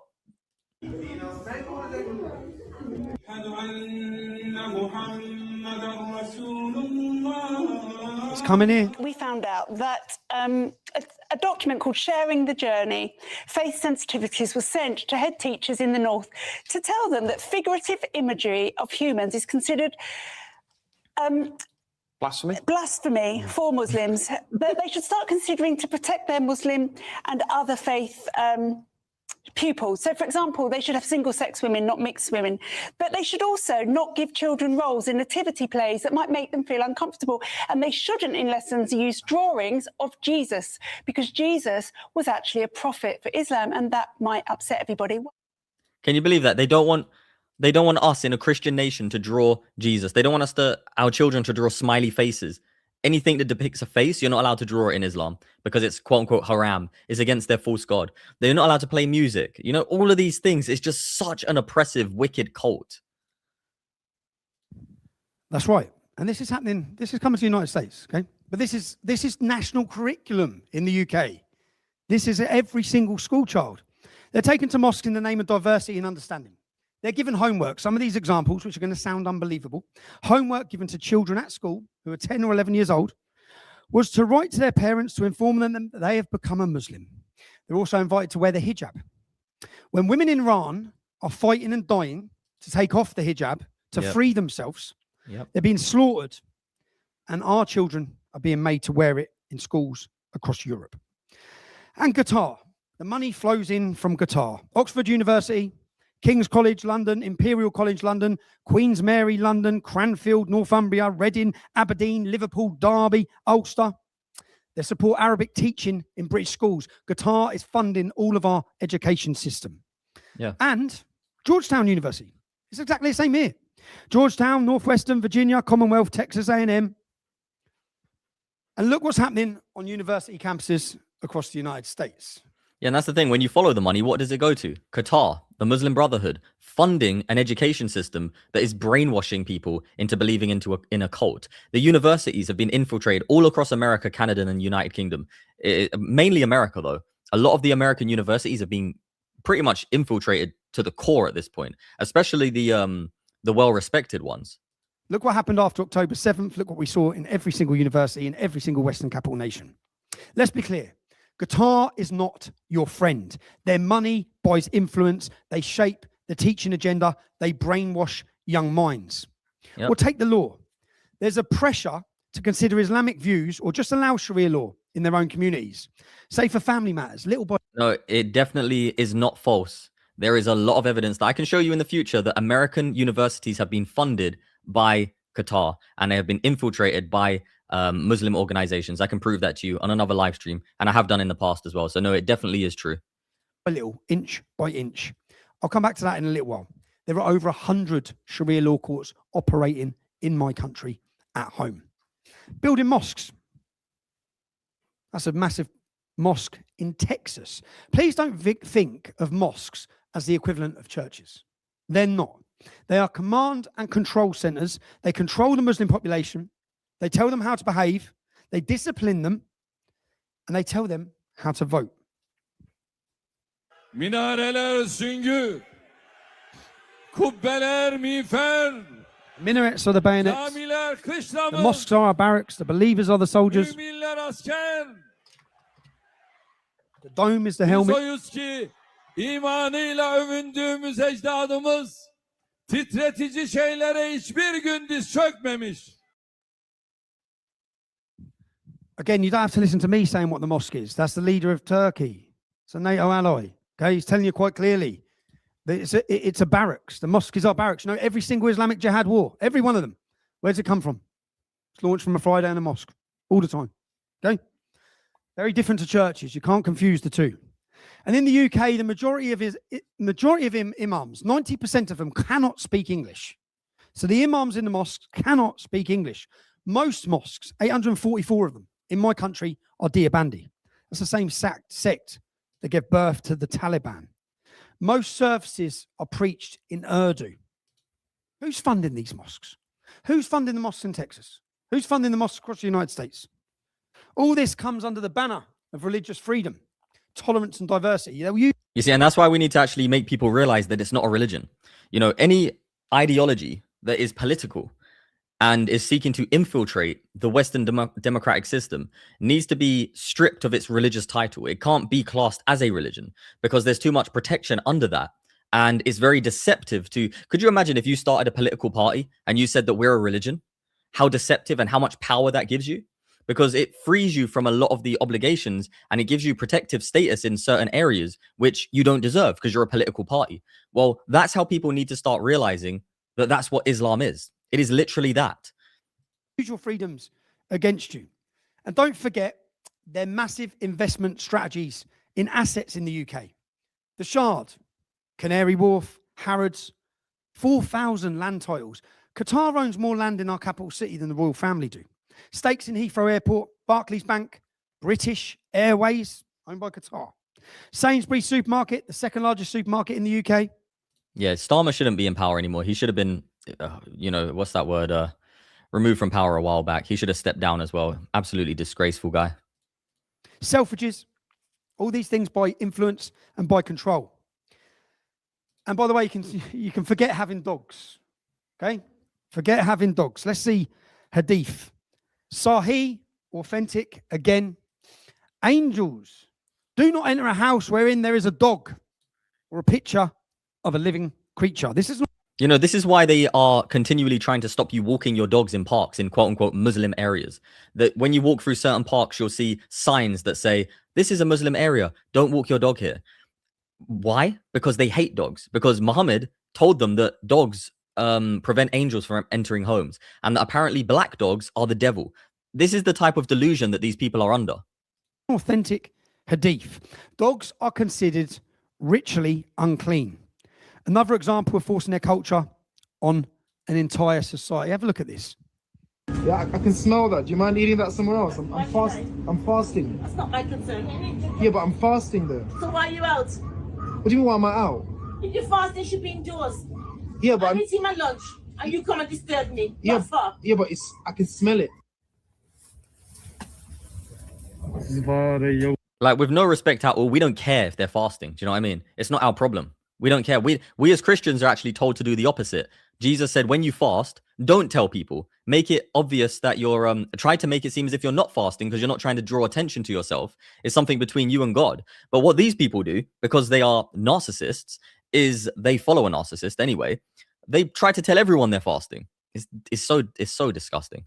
And then they harass us in our own lands. Look. How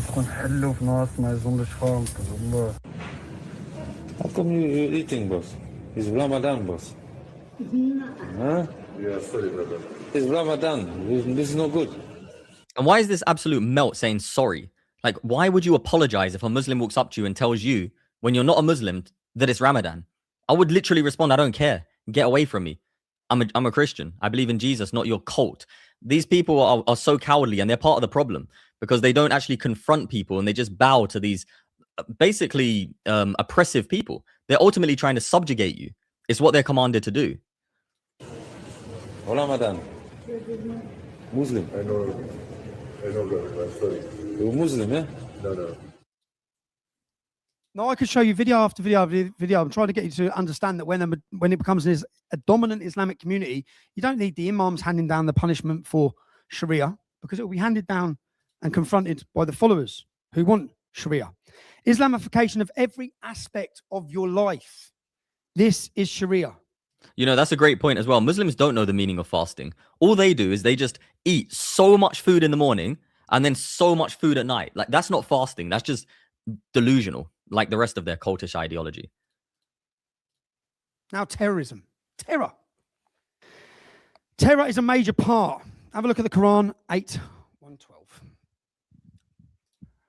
I will cast terror into the hearts of those who have disbelieved. That's Muhammad, okay? Sahih Bukhari, again, Sahih, authentic. The words of Muhammad, I have been made victorious with terror. It doesn't sound very much like Jesus Christ turned the other cheek, does it? Okay? Let me read you out these. Let me have a look at some events, just so we can look through Britain. The 7/7 bombings. The on-street beheading of Fusilier Lee Rigby. The Charlie Hebdo journalist massacre in Paris. The Bataclan Theatre massacre in Paris. Brussels subway bombing in Belgium. The Nice truck massacre in France. Berlin terror track in Germany. Attack in Parliament in London. The Ariana Grande concert, where 26 children were blown to pieces in Manchester. The London Underground bombing, 52 murdered. The London Bridge and Borough Market massacre. The Southport massacre. the throat cutting of Father Jacques Hamal in his church in France, the beheaded school teacher, Samuel Paty, who was beheaded for blasphemy whilst teaching children in a school in France. These are just a few attacks that make the news, but the mayhem and the murder are daily events. And what ideology was it that inspired all of these attacks? Was it whatever Sikhs believe in? No. Was it what Christians believe in? No. It was what Muslims believe in. It was the Quran. It was the Hadiths. It was Muhammad. And there's no debating that. These people will tell you that themselves. In spite of all of this, all of these attacks. Oh, you don't know about the Ariana Grande concert? There was an Islamic attack on an Ariana Grande concert a few years back, and it was absolutely diabolical. You should research it. Yep, these people even attack little children at concerts. In my home country, all of the terrorism, all of the jihad, since the time of Winston Churchill, not one single member of parliament has mentioned, we have 650 members of parliament, not one has mentioned Islam. Not one has demanded an inquiry into Islam. Not one has had the discussion of Sharia. Not one. Not one with all of this evidence. That's the level of fear that is implemented. Well, just to be clear, Nick Timothy, a Christian member of parliament, has called this out. Rupert Lowe has started to call it out. So yeah, now there is a voice against this, but it's been silent for way too long, and that's why we have to unite. It's the level of self-censorship. Jihad and Sharia are being waged against us whilst everyone remains silent. In the UK, 91% of the people on a terror watch list follow Islam. That's 40,000 Muslims. 40,000 British Muslims are on a terror watch list. Now, 3,000 of them monitored 24 hours a day, 7 days a week. That costs £9 billion a year. It's just a numbers game. If we double the Muslim population, we'll have 80,000. We only have 70,000 members of our armed forces. Okay. Now, they make up 6% of the population, but 91% of the terrorists are on a watch list. In the past 25 years, 94% of all terror murders in the UK have been committed by Islamist terrorists, who also make up 75% of counter-terrorism caseloads. So does the Home Secretary share my concern that the PREVENT caseload is only 10% Islamist in nature? And if she does share my concern, what does she propose to do about that? A politician having this conversation just 2 years ago was unthinkable. As I said, 30 years we've had jihad and terrorism. Nothing. There's been a cultural revolution brewing in Britain. Something huge is happening. We can get on to this in the Q&A. But these questions are now being asked. Now, the point he makes, if 91% of terrorism is Islamic, how come 10%, only 10% of PREVENT load? PREVENT is an organization set up by the government to prevent people being drawn into extremism and terrorism. It's a terrorism organization, yeah? Let me tell you a story of about a young 16-year-old boy who went to Speaker's Corner. I know the boy. His name's Harry. He went to Speaker's Corner in London. Speaker's Corner, you have your constitution, so you all have free speech. We don't, okay? But we have one area of London where you're meant to have free speech. It's called Speaker's Corner. Now, he went there and his words were, Islam is violent. For that, at his house, counter-terrorism, PREVENT, this organization, went knocking at his door. So I'm in a group chat with him. He's a young football hooligan. Yeah, there's lots of young I'm in a group chat. And in the group chat, he said, counter-terrorism police have turned up at my house. His mum had a breakdown, crying her eyes out. She obviously thinks her son's involved in terrorism. Can you believe that? Saying that something that is clearly violent, is now warranting a visit from counter-terrorism police for some people. It's unbelievable. All he said is Islam's violent. Yeah. So why are 90% of the referrals ordinary English people who are opening their mouths and having a discussion? We'll get onto this. We have 30 arrests a day for social media posts, 12,000 a year for social media posts. Russia has 800 a year. Yeah? Social media posts. And that's coming here as well, because I've seen some videos of police knocking on doors about this as well. But why, according to the UK government, the people who, do you know, when I sat down with members of Congress, I've gone through all their messages. Every single one of them would have been on a counter-terrorism, PREVENT, rethinking, re-education program in Great Britain for their tweets. 100% with what they've said. Now, what does that do when that 16-year-old boy and everyone he knows, counter-terrorism police have knocked at his door? It installs fear across the country. No one wants counter-terrorism police knocking at their door. No one wants them turning up at your work, do you? Because you've said something like Islam's violent. Well, they're terrified of Islam. And what will kick off, because they should be addressing, we've just found out today in a report today that Axel Rudakabana, the man who stabbed 3 children to death, he had an Al-Qaeda manual under his pillow. He had ricin. We were told it wasn't terrorism. We were told it had nothing to do with Islam. And it took 3 months. They knew the truth. riots happened in Great Britain because of the anger and frustration, because we knew they were lying. And we now find out, which we knew anyway, was that they should have dealt with him, could have dealt with him, but they scared to deal with him because they didn't want to be labeled as racist. Now, if that's true, just imagine how sick that is. That apparently they didn't arrest a terrorist because they were afraid of being called racist. Yeah. And what did that do? It costed little girls their lives. They knew he was a violent threat to people, but they didn't deal with him because they didn't want to be branded racist. Of course, much closer to home in the United States, you've had the unspeakable horror of 9/11. You've had the Boston Marathon bombing, the San Bernardino attack, the Orlando, Florida nightclub massacre, the New York and New Jersey bombings, the Ohio State University attack, the New York City truck attack, the stabbing of Salman Rushdie, the New Orleans truck attack. Recently, you had 4 successful terrorist attacks in 2 weeks. 4. You have a 1% Muslim population. It's a numbers game. If you had a 10% Muslim population, you'd probably have 40 attacks. That's the reality. I could go on, and there will be many more attacks on your soil. What do we do? What are we meant to do? What do they tell us to do? Light a candle, hold a vigil, carry on without addressing or discussing this problem? The problem is part of Islamic doctrines. My dear Muslim brothers and sisters, terrorism is part and parcel of Islam. To terrify the enemies of Allah, we should prepare ourselves. We're commanded to terrorize the disbelievers. And this is a religion, like I said. Commanded to terrorize the... And the Quran says very clearly in the Arabic language, Turhibuna. This means terrorize them. It's a command from Allah. Can you believe that? It's actually a command for them to be terrorists in their book, but you're not allowed to say it. If you say it, you're an Islamophobe. Wow. But by the way, you are allowed to say it. Tell the truth. Get their sources. Read it to them. Don't let people shut down truth because they're afraid of it. Language, Turhibuna. This means terrorize them. It's a command from Allah. Community leaders have been speaking to the police as well because... Free Palestine! Free Palestine! But I think, apologies for the language you're hearing, but a sense of the anger, I think you can hear there. Yeah, Casey, I think Becky, I apologize. I'm pretty sure that's Modine. You see this guy here? This guy is just an absolute joke. For some reason, he's become famous in the UK for just being an idiot, basically. But the Muslim community, they love him for some reason. But I think, apologies for the language you're hearing, but a sense of the anger, I think you can hear there. Yeah, Casey, I think Becky, I apologize. Oh, look, so peaceful. So peaceful. They put... I think you can hear there. Yeah, Casey. How peaceful is that? The quote-unquote religion of peace doing gun signs at the news reporters. This is madness, man. These people are so dumb and so sick. I think Becky, I apologize. We need to leave you there, and Becky, we'll have security. Hide the reality from the public.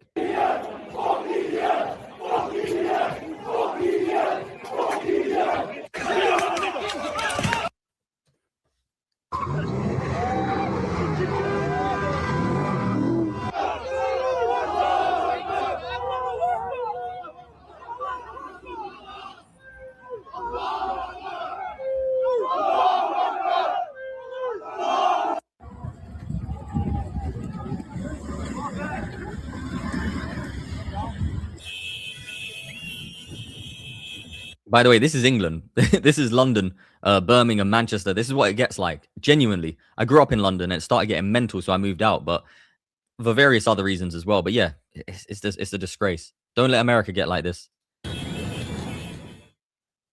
These are all scenes from across the UK. You see, we have a 5th column in the UK. Once their numbers are large enough, once the Muslims realise the state is frightened of them, which it is, it's too late. The police don't act. They can't act. Their only option is appeasement. You know, last summer. Salam alaikum. In recent talks with elders. What the heck? The police are starting off their speeches like this now? Option is appeasement. You know, last summer. Salam alaikum. In recent talks with elders and leaders of your community. Salam alaikum. Good morning, everyone. Know about this Thank you to the leaders and elders that have afforded me this opportunity to speak to you personally. I want you to know that we have listened to you and that we are here for you, and we will continue to provide you with support, and our specialist community engagement officers have been in regular contact throughout the last week with your elders to ensure your safety. So I must say a huge thank you to the community elders and leaders of mosques who have played a key role in giving me support, information, and most importantly, guidance as to the impact that some of these protests have had on local communities. So I stand with you and I ask you to make sure that the police deal with these issues. Every city, every council, every police force have surrendered in the UK. They don't know what to do. Do you know last summer when those Muslim gangs were rioting across the UK, there were no batons drawn on them. There were no attacks against them. They're treated totally different. In fact, if it wasn't for Elon Musk and X, no one would have ever seen any of those videos because they were never published. The news never reported it. They mobilized in towns and cities across the UK and they went out on the streets and they beat non-Muslims to the ground. They stabbed some and nothing made our media or our news. Now, Islamophobia. Islamophobia is a key. Before we move on, I want to say this because maybe in America you don't know about this, but there was a time, right, where the British government were trying to take our voice in such a way that they were trying to put digital IDs on us. We pushed back against it. They didn't get it to come to pass. They tried to make sure that if you wanted to go on certain websites, for example, X, you couldn't view certain content, but that slowly got reversed from what I've noticed. And the only reason, genuinely, the only reason we are still free, obviously all glory to God, but, experientially here in the flesh, is because we still had connections with social media platforms that were not on British soil, such as X, Twitter. Otherwise, Rumble. Otherwise, the United Kingdom right now would be like Iran. It would be like China. You would not be able to voice your opinion. I'm telling you, people would have started going missing like in Iran. No doubt in my mind. Strategy. Islam pushes for it. They are so readily offended by any criticism of Islam. Probably everything I'm saying tonight. Yeah? Even though I'm drawing you to verses from the Quran and I'm showing you what they're saying, not actually what I'm saying.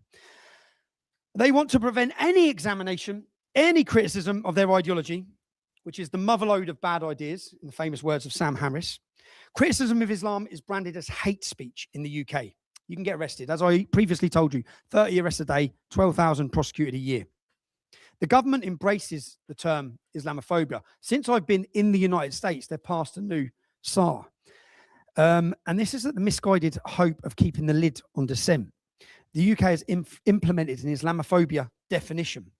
Everything I've said so far, quotes, facts from the Quran, showing videos of Islamic preachers, will probably result in arrest. They don't even want us to be able to have the discussion on these problems. Oh yeah, I want to give you some advice. If you do plan on exposing Islam, these political ideas, make sure that you don't say anything that's just your opinion, okay? Only say things that you can 100% back up from their own texts or from their own claims, okay? Because the gray areas, that's where people have messed up and fell into. And that's why they've been visited by these, tyrants, basically. Because when you step into a gray area, it becomes a gray area. It was, self-explanatory. So don't step into it. Just speak facts, stick to objective reality, and what you can prove.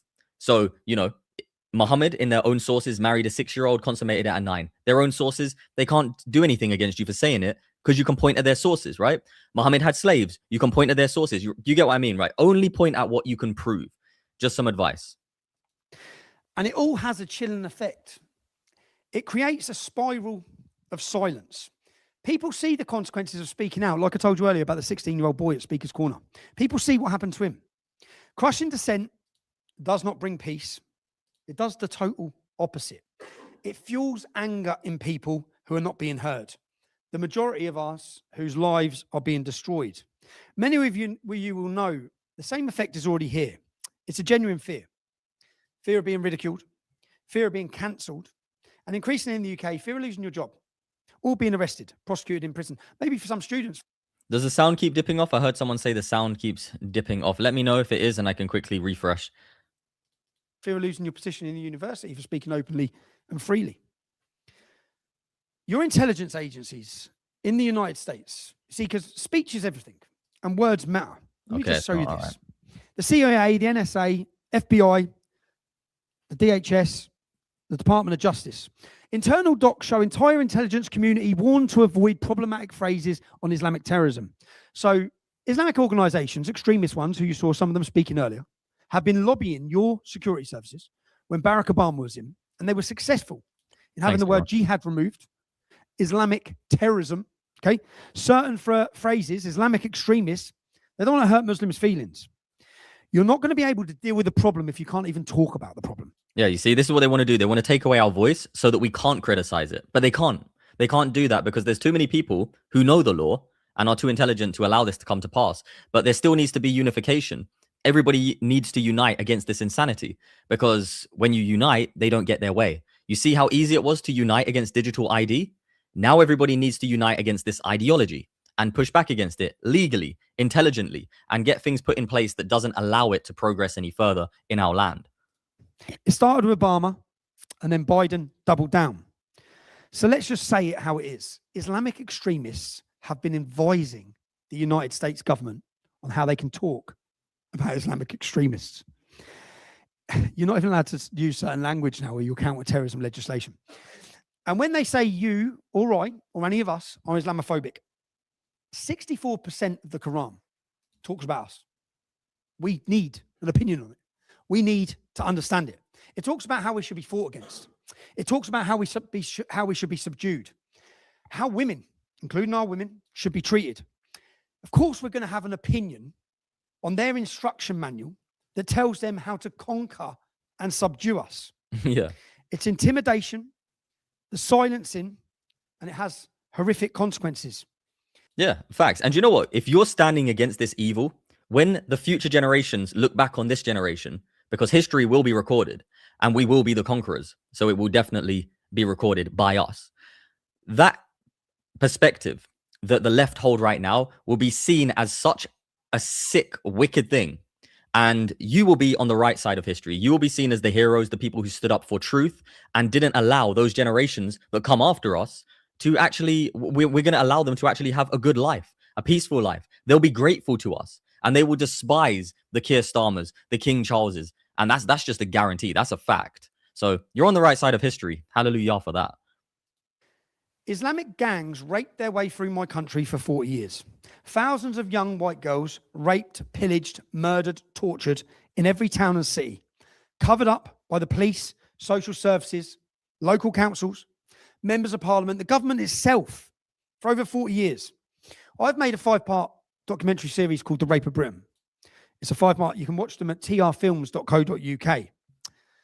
But all of this has real geopolitical consequences. If you look now, which countries recognized the so-called Palestinian state? France, Britain. Why do you think they did that? They now have 5, 6, 7, 8, 9 9 million members of this community who demand, through threats of violence, through intimidation. Who didn't? You know, I just want to point this out because this is probably the mentality that our ancestors had when they fought for our rights, right? They had that mentality that we're not heroes. We're fighting for what is right. We're just doing what is right. But that's the mentality of a hero. A hero doesn't stand up there like, look at me, everyone. I'm the hero of the situation. They just do what is right. And that's heroic. You know, it's heroic to do what's right. So I'm just telling you guys how it is. You are heroes if you're on the side of truth. Stand with America in your battle against Iran, the most supremacist, dangerous nation that's funded Islamic jihad across the world, that wants to get their hands on a nuclear weapon. Which countries didn't stand with you? That's always stood with you.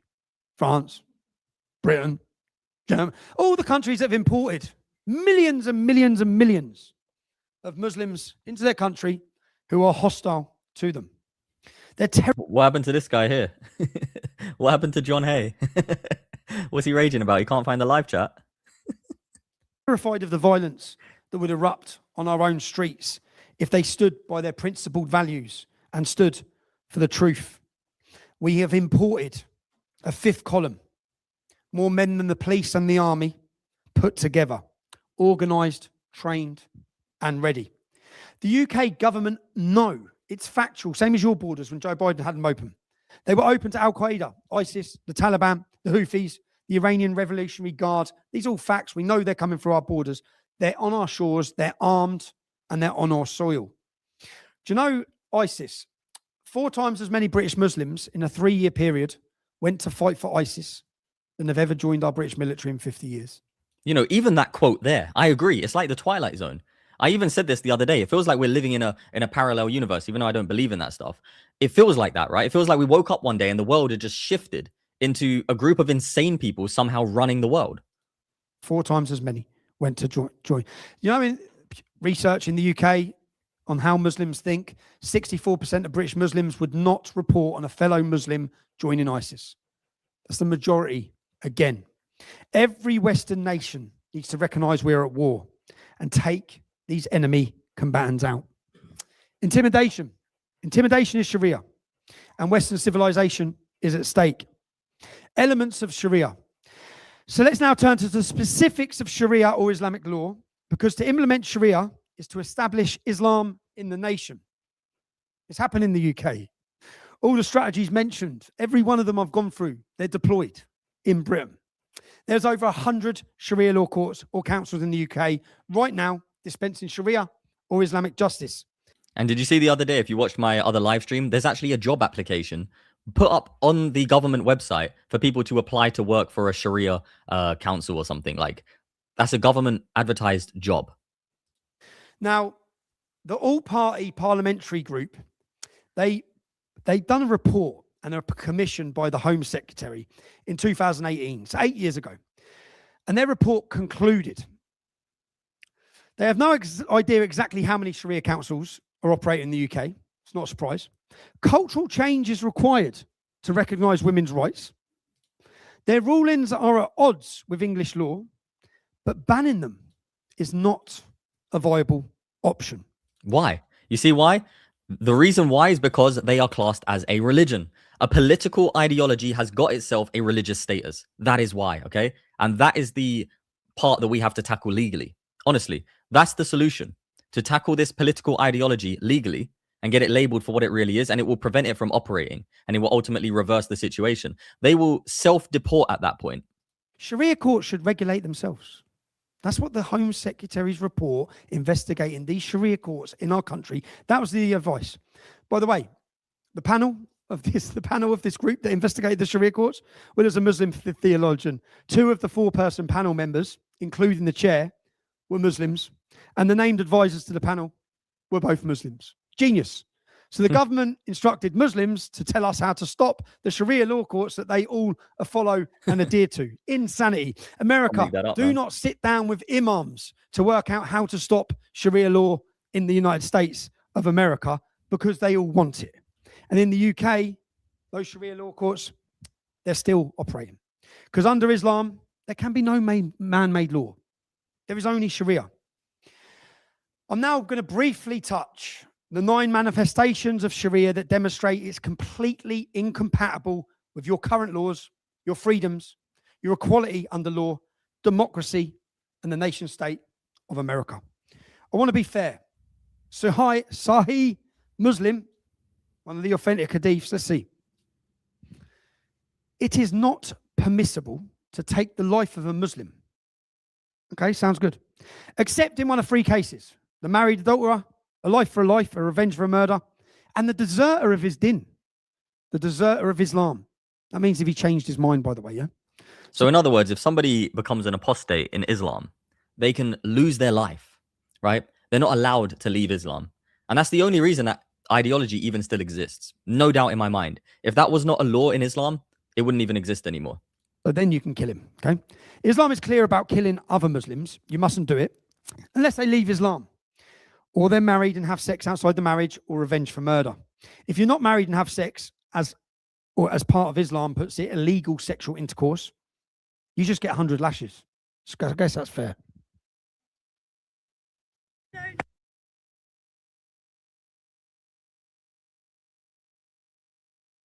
Yeah, by the way, guys, that was just a movie, I believe. You know what I'm saying? Read between the lines. If you're married, it's stoning to death. Listen to this.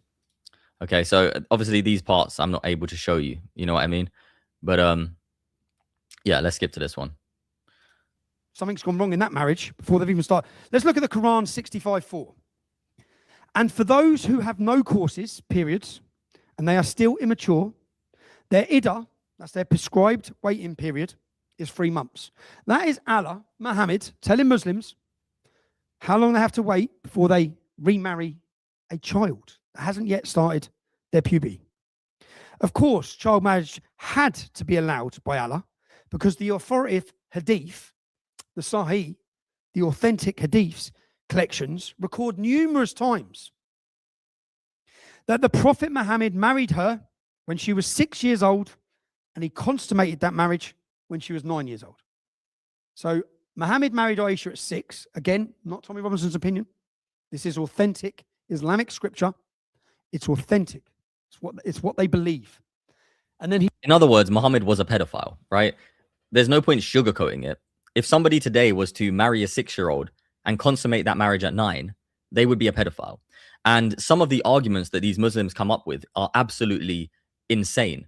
I mean, there was this one guy, multiple guys actually, but one specific scholar said that 9-year-old girls back then, their bodies were different. Like, where is the biological evidence or historical evidence to support that?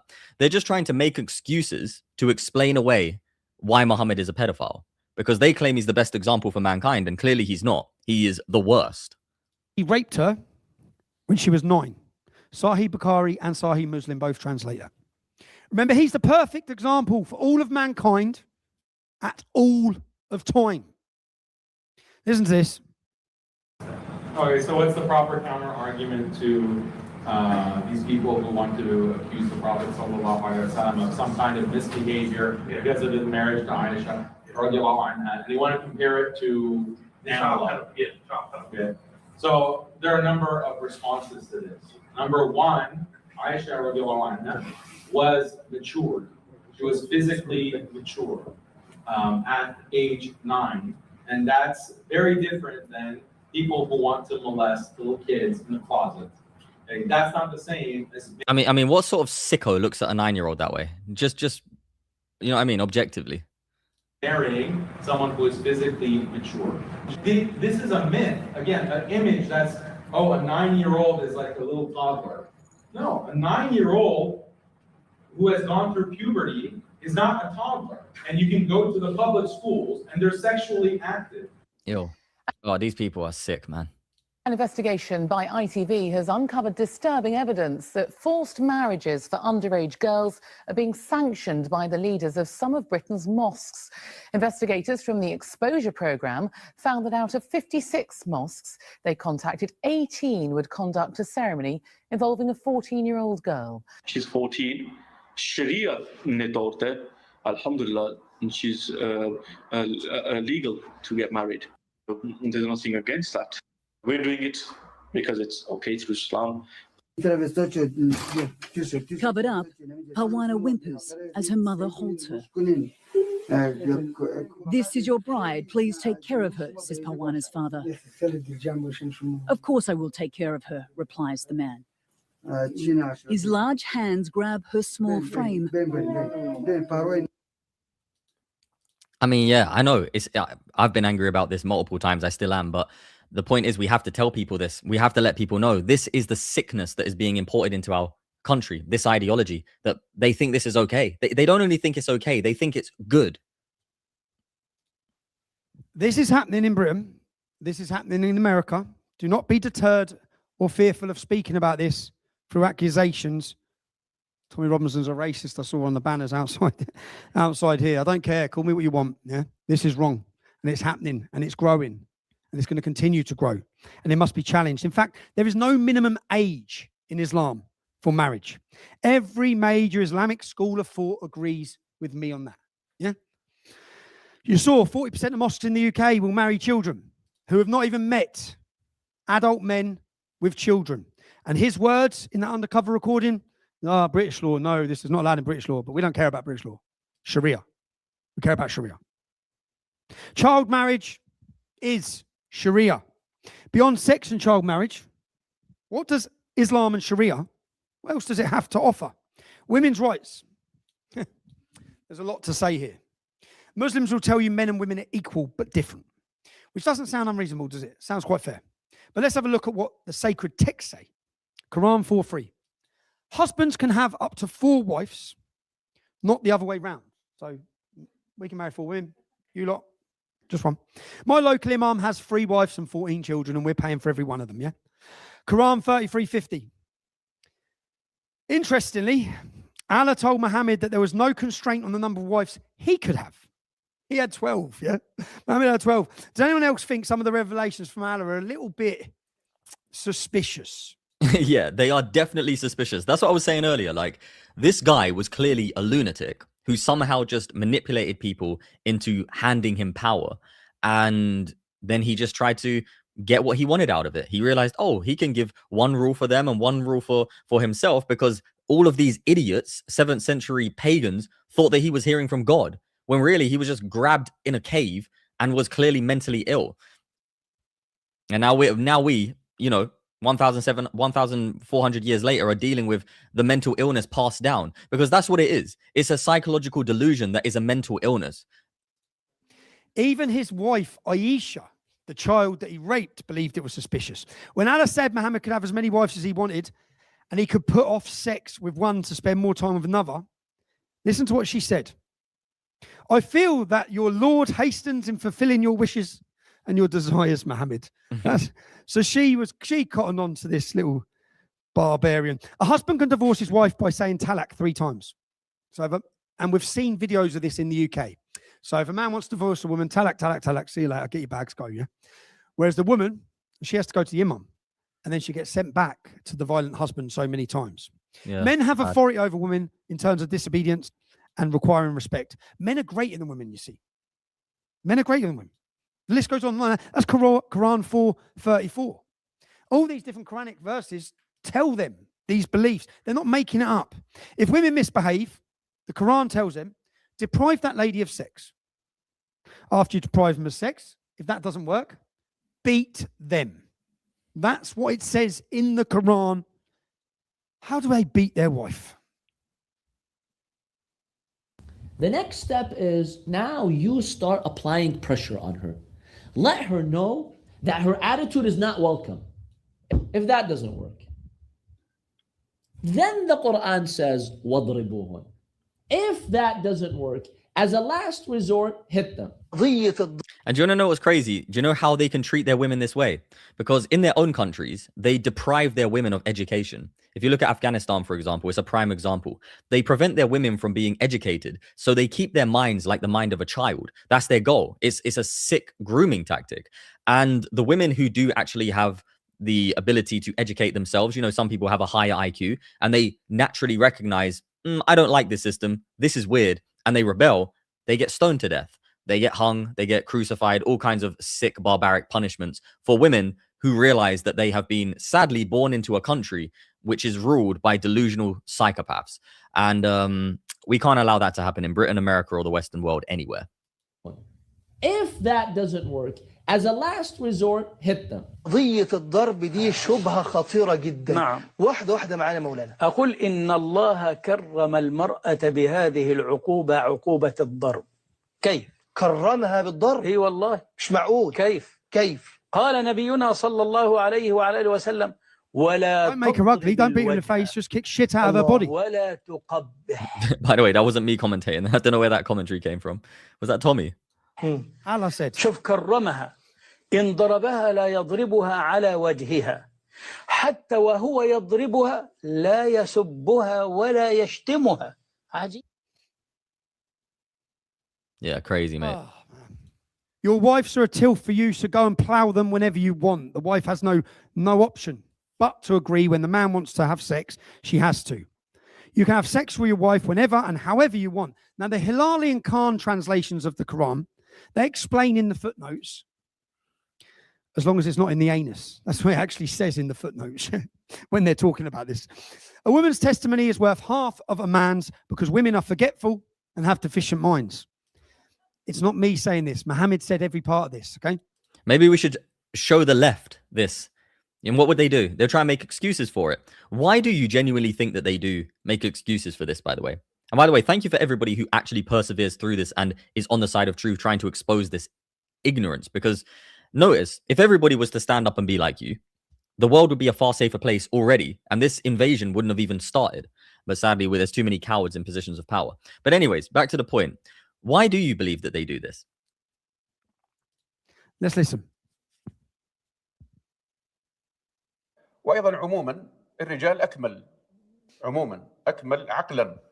فالنبي صلى الله عليه وسلم قال أهل العلم الآن بيقولوا حتى المخ في أطباء هنا بيحاسبون الآن على الكلام اللي عند المرأة حجما أصغر من الرجل، فخلقنا من ضلع وإن أعوج ما في الضلع أعلاه، إن ذهبت تقيمه كسرته. يعني And by this, I mean, why do you believe that the left bend over backwards for this ideology? Why do you think that even when you show them evidence, they defend it and call you Islamophobe? Do you think it's brainwashing, or do you think it's something even deeper than that? Quran 4:11. For the male, what is equal to the share of 2 females. What that means is if you have a brother and a sister and the parents die, the female gets 50% less than the man.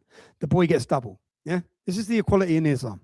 And that is being practiced and taught and handed down within inheritance. Because what they want to say in the UK is, well, let's recognize these Sharia courts for marriage and inheritance. Well, let's give away with all the decades and decades and decades that women have fought for equal rights for this crazy caveman mentality. And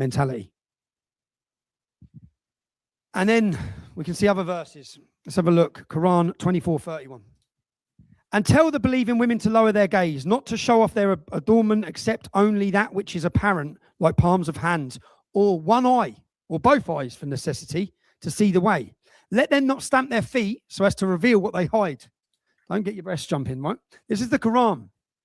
Women must cover themselves, except for perhaps one eye, so they can see where they're going, and they must not cover their own. So when you wonder why women in Afghanistan are dressed with that, basically the burqa, but with one eye hole, this is why. Because they are so insecure, the Islamic men, that they want to cover their women from head to toe. And by the way, if you didn't know this, in Saudi Arabia at that time, the women who were dressed in sheets were actually the way that prostitutes used to dress beforehand. And, you know, nowadays people might be confused about that because prostitutes, you know, those ones in America walking along the streets and stuff, they don't hardly wear anything. But back in those days, it was the prostitutes who wore the sheets. So goes to show how Muhammad thought of women. It's walking away with their breasts, right? This is no longer confined to Afghanistan, Yemen, or Iran, okay?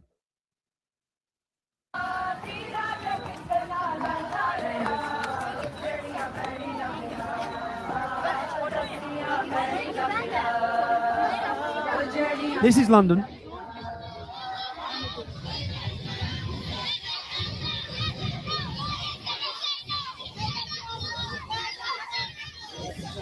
This is Houston. Women must cover themselves so they don't lead men astray. Misogyny, wife beating, inequality, oppression, all Sharia. And you know why that sounds like something Andrew Tate would say? Because Andrew Tate has the mentality of a Muslim. He became Muslim because he wanted to have multiple wives. He wanted to be able to do what he wanted to do because, well, he doesn't respect the actual natural order of things. Sexual slavery. Allah gives us a lot of rules about sex and illegal sex. Quran 4:24 again. Also forbidden for sex are women or already married, except those your right arm possesses. Again, Quran 70:28-30. Except with their wives and the captives, the slaves. So Muhammad tells them, Allah tells Muhammad, you can take sexual slaves. For them you are blameless. The Quran verse actually says it. The clear Quran says, or those living under your control.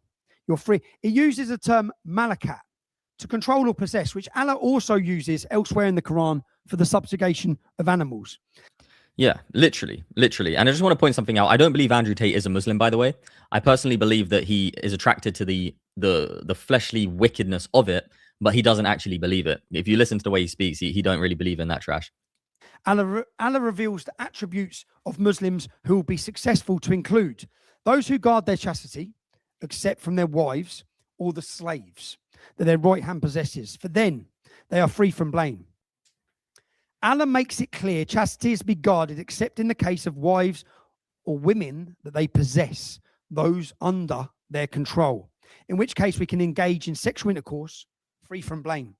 All Islamic scholars, Abbas, Jalalain, the two Jalals, Maududi, they explain sex with women under your control is allowed without limit on numbers and without blame. The depravity of sexual slavery comes directly from these verses. Yep. All the actions you see happening, ISIS, Boko Haram, Rotherham, Telford, every city across the UK. Listen to this. A well-organized sex slave supply chain has now been exposed. Here's a report.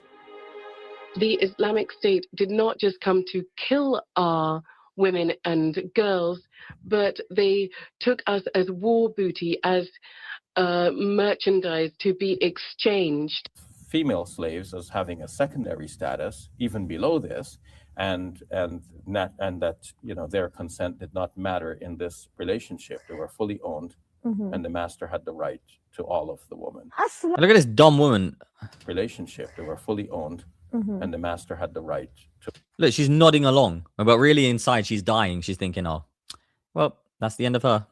To all of the woman. أصل الحرب من النساء هم ملك اليمين، بمعنى إن عشان أذلهم بيصبحوا ملكا للقائد أو للجيش أو للمسلم يستمتع بيهم كما يستمتع بزوجته.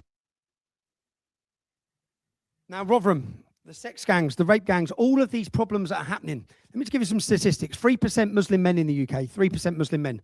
90% of convictions of rape gangs. 90% from 3%. 30% of the UK... Imagine that. 90% of it from 3% of the population. Make that make sense. Rapists in these gangs are called convictions of rape gangs. 90% from 3%. 30% of the UK rapists in these gangs are called Mohammed. Germany, 3.5% Muslim population, 54% of rapes. Germany's borders were opened in 2017. Between 2017 and 2022, rapes went up 45%. Austria, 4% Muslim male population, 50% of rapes, Muslim men. Paris, 77% of rapes last year in the capital, Muslim men. Sweden, 4% Muslim men, 63% of rapes. This is where it's coming from. It's coming from scripture. Here's some staggering numbers. In the UK in 2003, we had 8,000. In 2003, we had 8,000 rapes. In 2023, we had 88,000 rapes. Wow, that is unbelievably evil, man. Look at those statistics. Look at those statistics. 2003, apparently 8,000 cases. And in 2023, 88,000 cases. Oh my. What are these people doing to our country? Honestly. You can literally, in Sweden in 1975, they had 350 rapes. Last year, they had 32,000 rapes. You can literally draw a graph with Islamic immigration and the rape stats going through the roof. Could sex with another woman under your control without limit on numbers, these doctrines, these verses, could that have something to do with a 40-year rape jihad? Yeah, we can't brush past that. No, we're not going to brush over that. I want to look at this one more time. 2003, 8,000 cases. 2023, 88,000 cases in the United Kingdom. Sweden, in 1975, 350 cases. In 2025, 32,000 cases. Yeah, there's no way that you can put a graph side by side with the rape cases and the Islamic migration cases and not see a parallel. That's just objective statistic analysis. It is that way. And if people disagree with maths, disagree with stats, they're clearly delusional. They just don't want to accept it at that point. I'm actually curious what the left would say if they saw this. And the rape stats going through the roof. Could sex with another woman under your control without limit on numbers, these doctrines, these verses, could that have something to do with the 40-year rape jihad that my country has faced? Sexual slavery is Sharia. Now, FGM, who's heard of female genital mutilation? You need to, because it's happening here in the United States. 55,000 British children have been victims of female genital mutilation. We have 137,000 cases in the UK, but 55,000 British children. Now, we haven't had a law that makes that illegal for 40 years, 30 years, carries a 15-year prison sentence. How many people out of the 55,000 children that have had this done to them, that is where their clitorises have been cut off because they're not supposed to enjoy sex, they're just supposed to have babies. Yeah? 99% of women in Somalia have had this done to them. In Minnesota, wow. 99% there as well. But the problem is, when you look at these statistics, it's already a problem that's too big for our government to do anything about. Because if they were to lock up the parents like they should, then every single prison place in our entire country is filled. Well, we don't need to lock them up. That's the point. We need to deport them, right? That is where the government are going wrong in their monitoring of this. Instead of just righteously deporting these people because they're incompatible with our society and they are literally doing criminal activity, but it's impossible to put them in prison, deport. There's nothing wrong with doing that. Deporting criminals, deporting cruelty. We don't want it in our land. It's as simple as that. So out of the 55,000 children who have had this done to, how many prosecutions do you think there's been? 3. 3. Wow. The UK government is so frightened it will not draw a line anywhere on anything with Islam. Anywhere. Children rape, FGM, terrorism, prevent, all the issues I'm talking about. Terror, misogyny, child marriage, sexual slavery, FGM. They're not the only benefits to society from Islamic immigration. Of course, we also have anti-Semitism. Quran, there's so many Quranic verses for this, but Quran 60:40. We have rejected you, and there has started between us and you hostility and hatred forever until you believe in Allah. Islamic doctrines require Muslims to hate Jews. More than half the Quran is concerned with the Jews. It declares them, this is what the Quran says. And the Christians, by the way.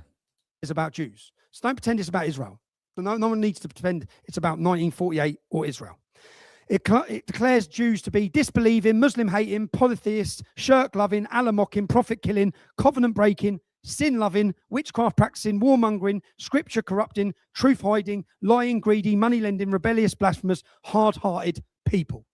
And by the way, this isn't only what they think about Jews. They think this about Christians. They think this about Sikhs, Hindus, atheists, agnostics, anyone who's not a Muslim.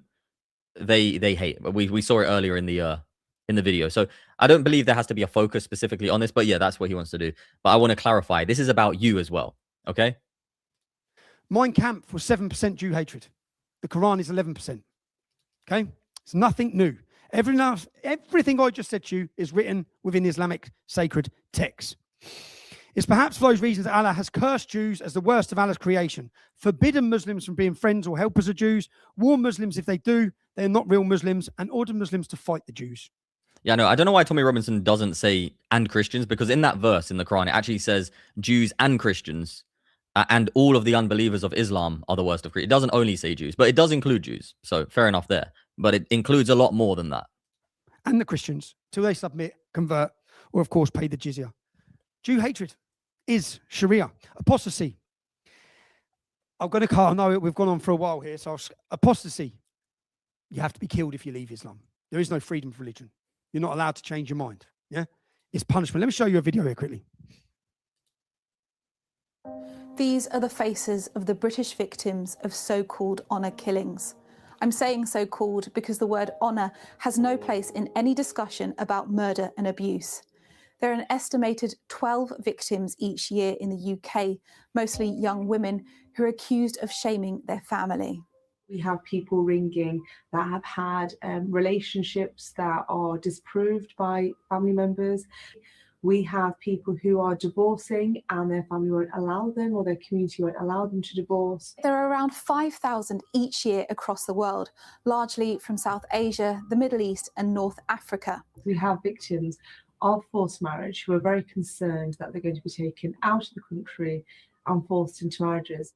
So many honor killings would remain unsolved because the family or community is not going to report it in the first place. There is collusion within that community or that family. They're going to stay quiet about it. Although the crimes committed in the UK are not as high as other countries, there's evidence that it's a bigger problem than we thought. Muhammad said, whoever changes his religion from Islam, put him to death. It's Hotel California. You can check out anytime you want, but you can never leave, yeah? In Afghanistan, Iran, Malaysia, Maldives, Mauritius, Nigeria, Qatar, Saudi Arabia, United Arab Emirates, and Yemen, leaving Islam is punishable by death. It's the same in the UK and other Western nations. Now, those honour killings every year, that installs fear into every other Muslim woman from enjoying themselves, relaxing, or experience freedom. How can you call that an honour killing? They're killing somebody because they don't believe in something that is not honourable. You see how warped and evil the world has become, that they kill the ones who actually are in the truth? They hate the ones in the truth? Man, oh man. Enslavement is Sharia. Church attacks. Do you know, between 2022 and 2024, there were 9,000 criminal attacks against churches in the UK. Do you know in that same period how many attacks there were against mosques? 2. Do you know the British government gave the Muslim community 60 million to guard their mosques? Do you know how much they give? Do you know how much they give the churches? 5. Churches are burning in every Western nation. Doesn't even make the news. It doesn't even make the news. That is absolutely sickening. How many times have I shown you churches burning down on this channel? And yet they give the Muslim community 40 million and the Christian community apparently 5 million. Yeah, mate, you can't make it up. Now, let me have a look at Keir Starmer's tweet here, yeah? Because some builders walked into a mosque in Manchester. I am concerned to hear of the incident at Manchester Central Mosque last night. I know this will be worrying for the Muslim communities, especially during Ramadan, a time of peace and reflection. My thanks go to the volunteers and emergency services. We have provided 40 million in funding for additional security at mosques, Muslim schools and community centres, and we will continue to act to ensure. Let's see the next message. So 40 million quick. It wasn't a terrorist attack. It was builders. Police confirm incident not being treated as terror-related. Wow. The government, all of them, are pandering to them. Now, the economic burden of immigration is a choice. You decide who comes into your country, and America, you decide if they're going to benefit your country. Let me give you some stats for Germany. Germany had 40,000 Japanese migrants. And in a year, in 2023, they had 2 criminal convictions. 2, maybe 4 criminal convictions. They had 25,000 Algerians. And they had 1,790 convictions for violent offences. Unreal. Okay? So 1 in every 10,000 it was. 1 in every 10,000 Japanese were involved in a violent offence. And 1 in every 15 from Algeria were involved in a violent offence. The test has been done, America. The test has been done. Europe's been used as a playing ground. You can see there's been a multi-generational burden put on the taxpayer. So Holland have done an investigation to show Muslim immigration into Holland, first generation, burden on the state. They say Buddha challenges you to prove him wrong. I don't need to. He's dead. Second generation, burden on the state. Third generation, burden on the state. It doesn't change. You've seen the figures in Minnesota. 81% of the Somali community on benefits. Many of them been there 10 years, still don't speak a word of English. So the conclusion. Do you want oppression of women, misogyny, child marriage, sexual slavery, anti-Semitism, religious intolerance, female genital mutilation, honor killings? Do you want that to be your legacy? I want to be very clear. Islam is incompatible with freedom. Islam is incompatible with equality under the law. Yeah, 100%. 100%. That's the main point here. Islam is incompatible with Western society. It's incompatible with British law, Christian law, completely. There's only one law of Allah, Sharia. And there is no equality for women and no equality for non-Muslims. Islam is incompatible with your constitution. Islam is incompatible with democracy. Yep. And it's incompatible with the United States of America and every other Western nation. 100%. Even the European Union worked this out in 2007, I believe, in the European Court of Human Rights. They've done an investigation. They found that Sharia law was incompatible with Western democracy and freedom due to their view. You see that? Objectively, they found this out. So why is it still being operating in the Western world? Why? Why is it allowed? Rights. They've done an investigation. They found that Sharia law was incompatible with Western democracy and freedom due to their views on women, homosexuals, and free speech. There you go. Yet still, Islam floods our nations. It's not enough to declare these things. It's not enough to legislate that Islam and Sharia are incompatible with Western civilization. You see, Europe has had laws for many decades. Oh, something going on there. Done. Europe has had. Europe has had laws for many decades. The UK has the legislation to protect freedom, to protect women and children. And look at the state of our country. My simple message for you is this, and please listen carefully, because I have watched this disaster unfold in my home country and my hometown for 40 years. Please don't find yourself watching this video in 10 years' time saying, why did we not listen? When the problem has got worse, wishing you had done something. Your children and your grandchildren will ask you, what did you do to save America, mummy? And Britain, you know, he's speaking to Americans right now, but British people, Canadians, Australians, wherever you are in the world, this applies to you, okay? Because these people want to dominate the entire world. Islam is not a religion. It's a hostile, totalitarian, political ideology that seeks to conquer and dominate every aspect of private, public, and national life. As I said, not my view. That's the Islamic doctrine's view. As long as it's protected as a religion, it will exploit suicidal Western tolerance. I urge you to push through. This is the, I'm finishing now, but these are the points I urged Congress, because I know I had to look at the legalities and laws. I urge them to push through an immediate pause on immigration from Muslim majority nations, a crackdown on illegal immigration in the Muslim Community Deportation Act, Vetting to require foreign legal codes to be renounced for all visa applications and naturalization candidates. A hard stop on all federal grants for any institutions, mosques, schools receiving funding from Sharia states such as Qatar, Saudi Arabia, and Iran. Making, promoting, operating, or enforcing any ruling from religious courts or attribution systems a federal felony. Now, those actions will slow Islam's progress. It will slow it down. However, just to be blunt, you must recognize it is not a religion. Strip it of that status. Recognize it for what it is. Only then will the government of the USA be able to act forcibly and without fear. Let's read this. Antichrist foot soldiers. Their funders and enablers are the elected and appointed leftist, godless progressives, politicians and their paid activists. Islam does not coexist with anyone or any religion or ideology. It is about Sharia law. Yeah, it's about oppression, it's about subjugation, it's about hate, it's about evil, ultimately. And it's an ideology that was founded by a sick, delusional man, Muhammad, who worshipped these things, power, narcissistic traits to the core. And that's what it is. And now, like I said earlier, we're witnessing it manifest in the Western world and the whole world 1,400 years later. But we still have time to push back on it and expose it because we have very, very educated people nowadays. But thank you so much for the very generous support. It goes a very long way, my friend. I appreciate that. And God bless you. God bless you, my friend. Ban the Quran. It's full of hate. Ban the call of prayer. Ban mass praying in the street. Ban the burqa and the niqab. Shut down the mosques. Round up and deport every Islamic extremist preacher. Round up and deport every extremist your security services are monitoring. If you do all of this, you may have a chance to save the United States of America. Now, I know that went on for a long time. I thank you for giving me patience there. We all need to do that, though. Every country, not just. Let's go through those again. What did Tommy say? And without fear. Ban the Quran. It's full of hate. What do you think about that? Should the Quran be banned? Ban the call of prayer. Ban mass praying in the street. Ban the burqa and the niqab. Shut down the mosques. Round up and deport every Islamic extremist preacher. Round up and deport every extremist your security services are monitoring. If you do all of this, you may have a chance to save the United States of America. Now, I agree.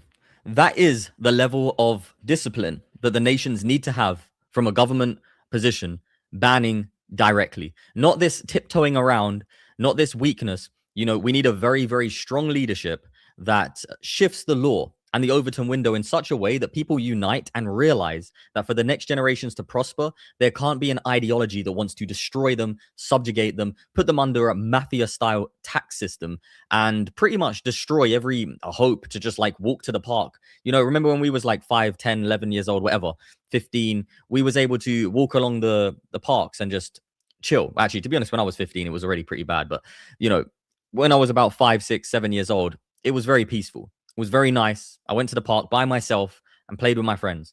If we want that type of future for our children, this ideology cannot be here. It cannot be allowed. It cannot be recognized as a religion. And Restore Britain politically is a great choice for that. Not sponsored by them, by the way, in any way, shape or form. It's just my honest opinion of what political party will actually make a change to the United Kingdom. And let me know what you think. Should these things be done? How will they be done? Everybody needs to unite, come together, wake up your older family members, your younger family members, and let's get this done. Now, I know that went on for a long time.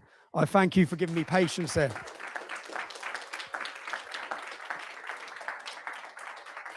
I'm sweating.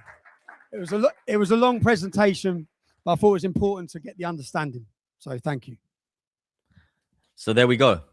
There we go. That was the Tommy speech that I actually really wanted to show you. And hopefully now you see why I started the live stream by showing you the World Islamic Economic Forum and showing you what was on the royal family's website and how they actually are, well, basically bowing to Islamic money, Islamic finance. You see right here, look, Islamic finance. This is what they're bowing to.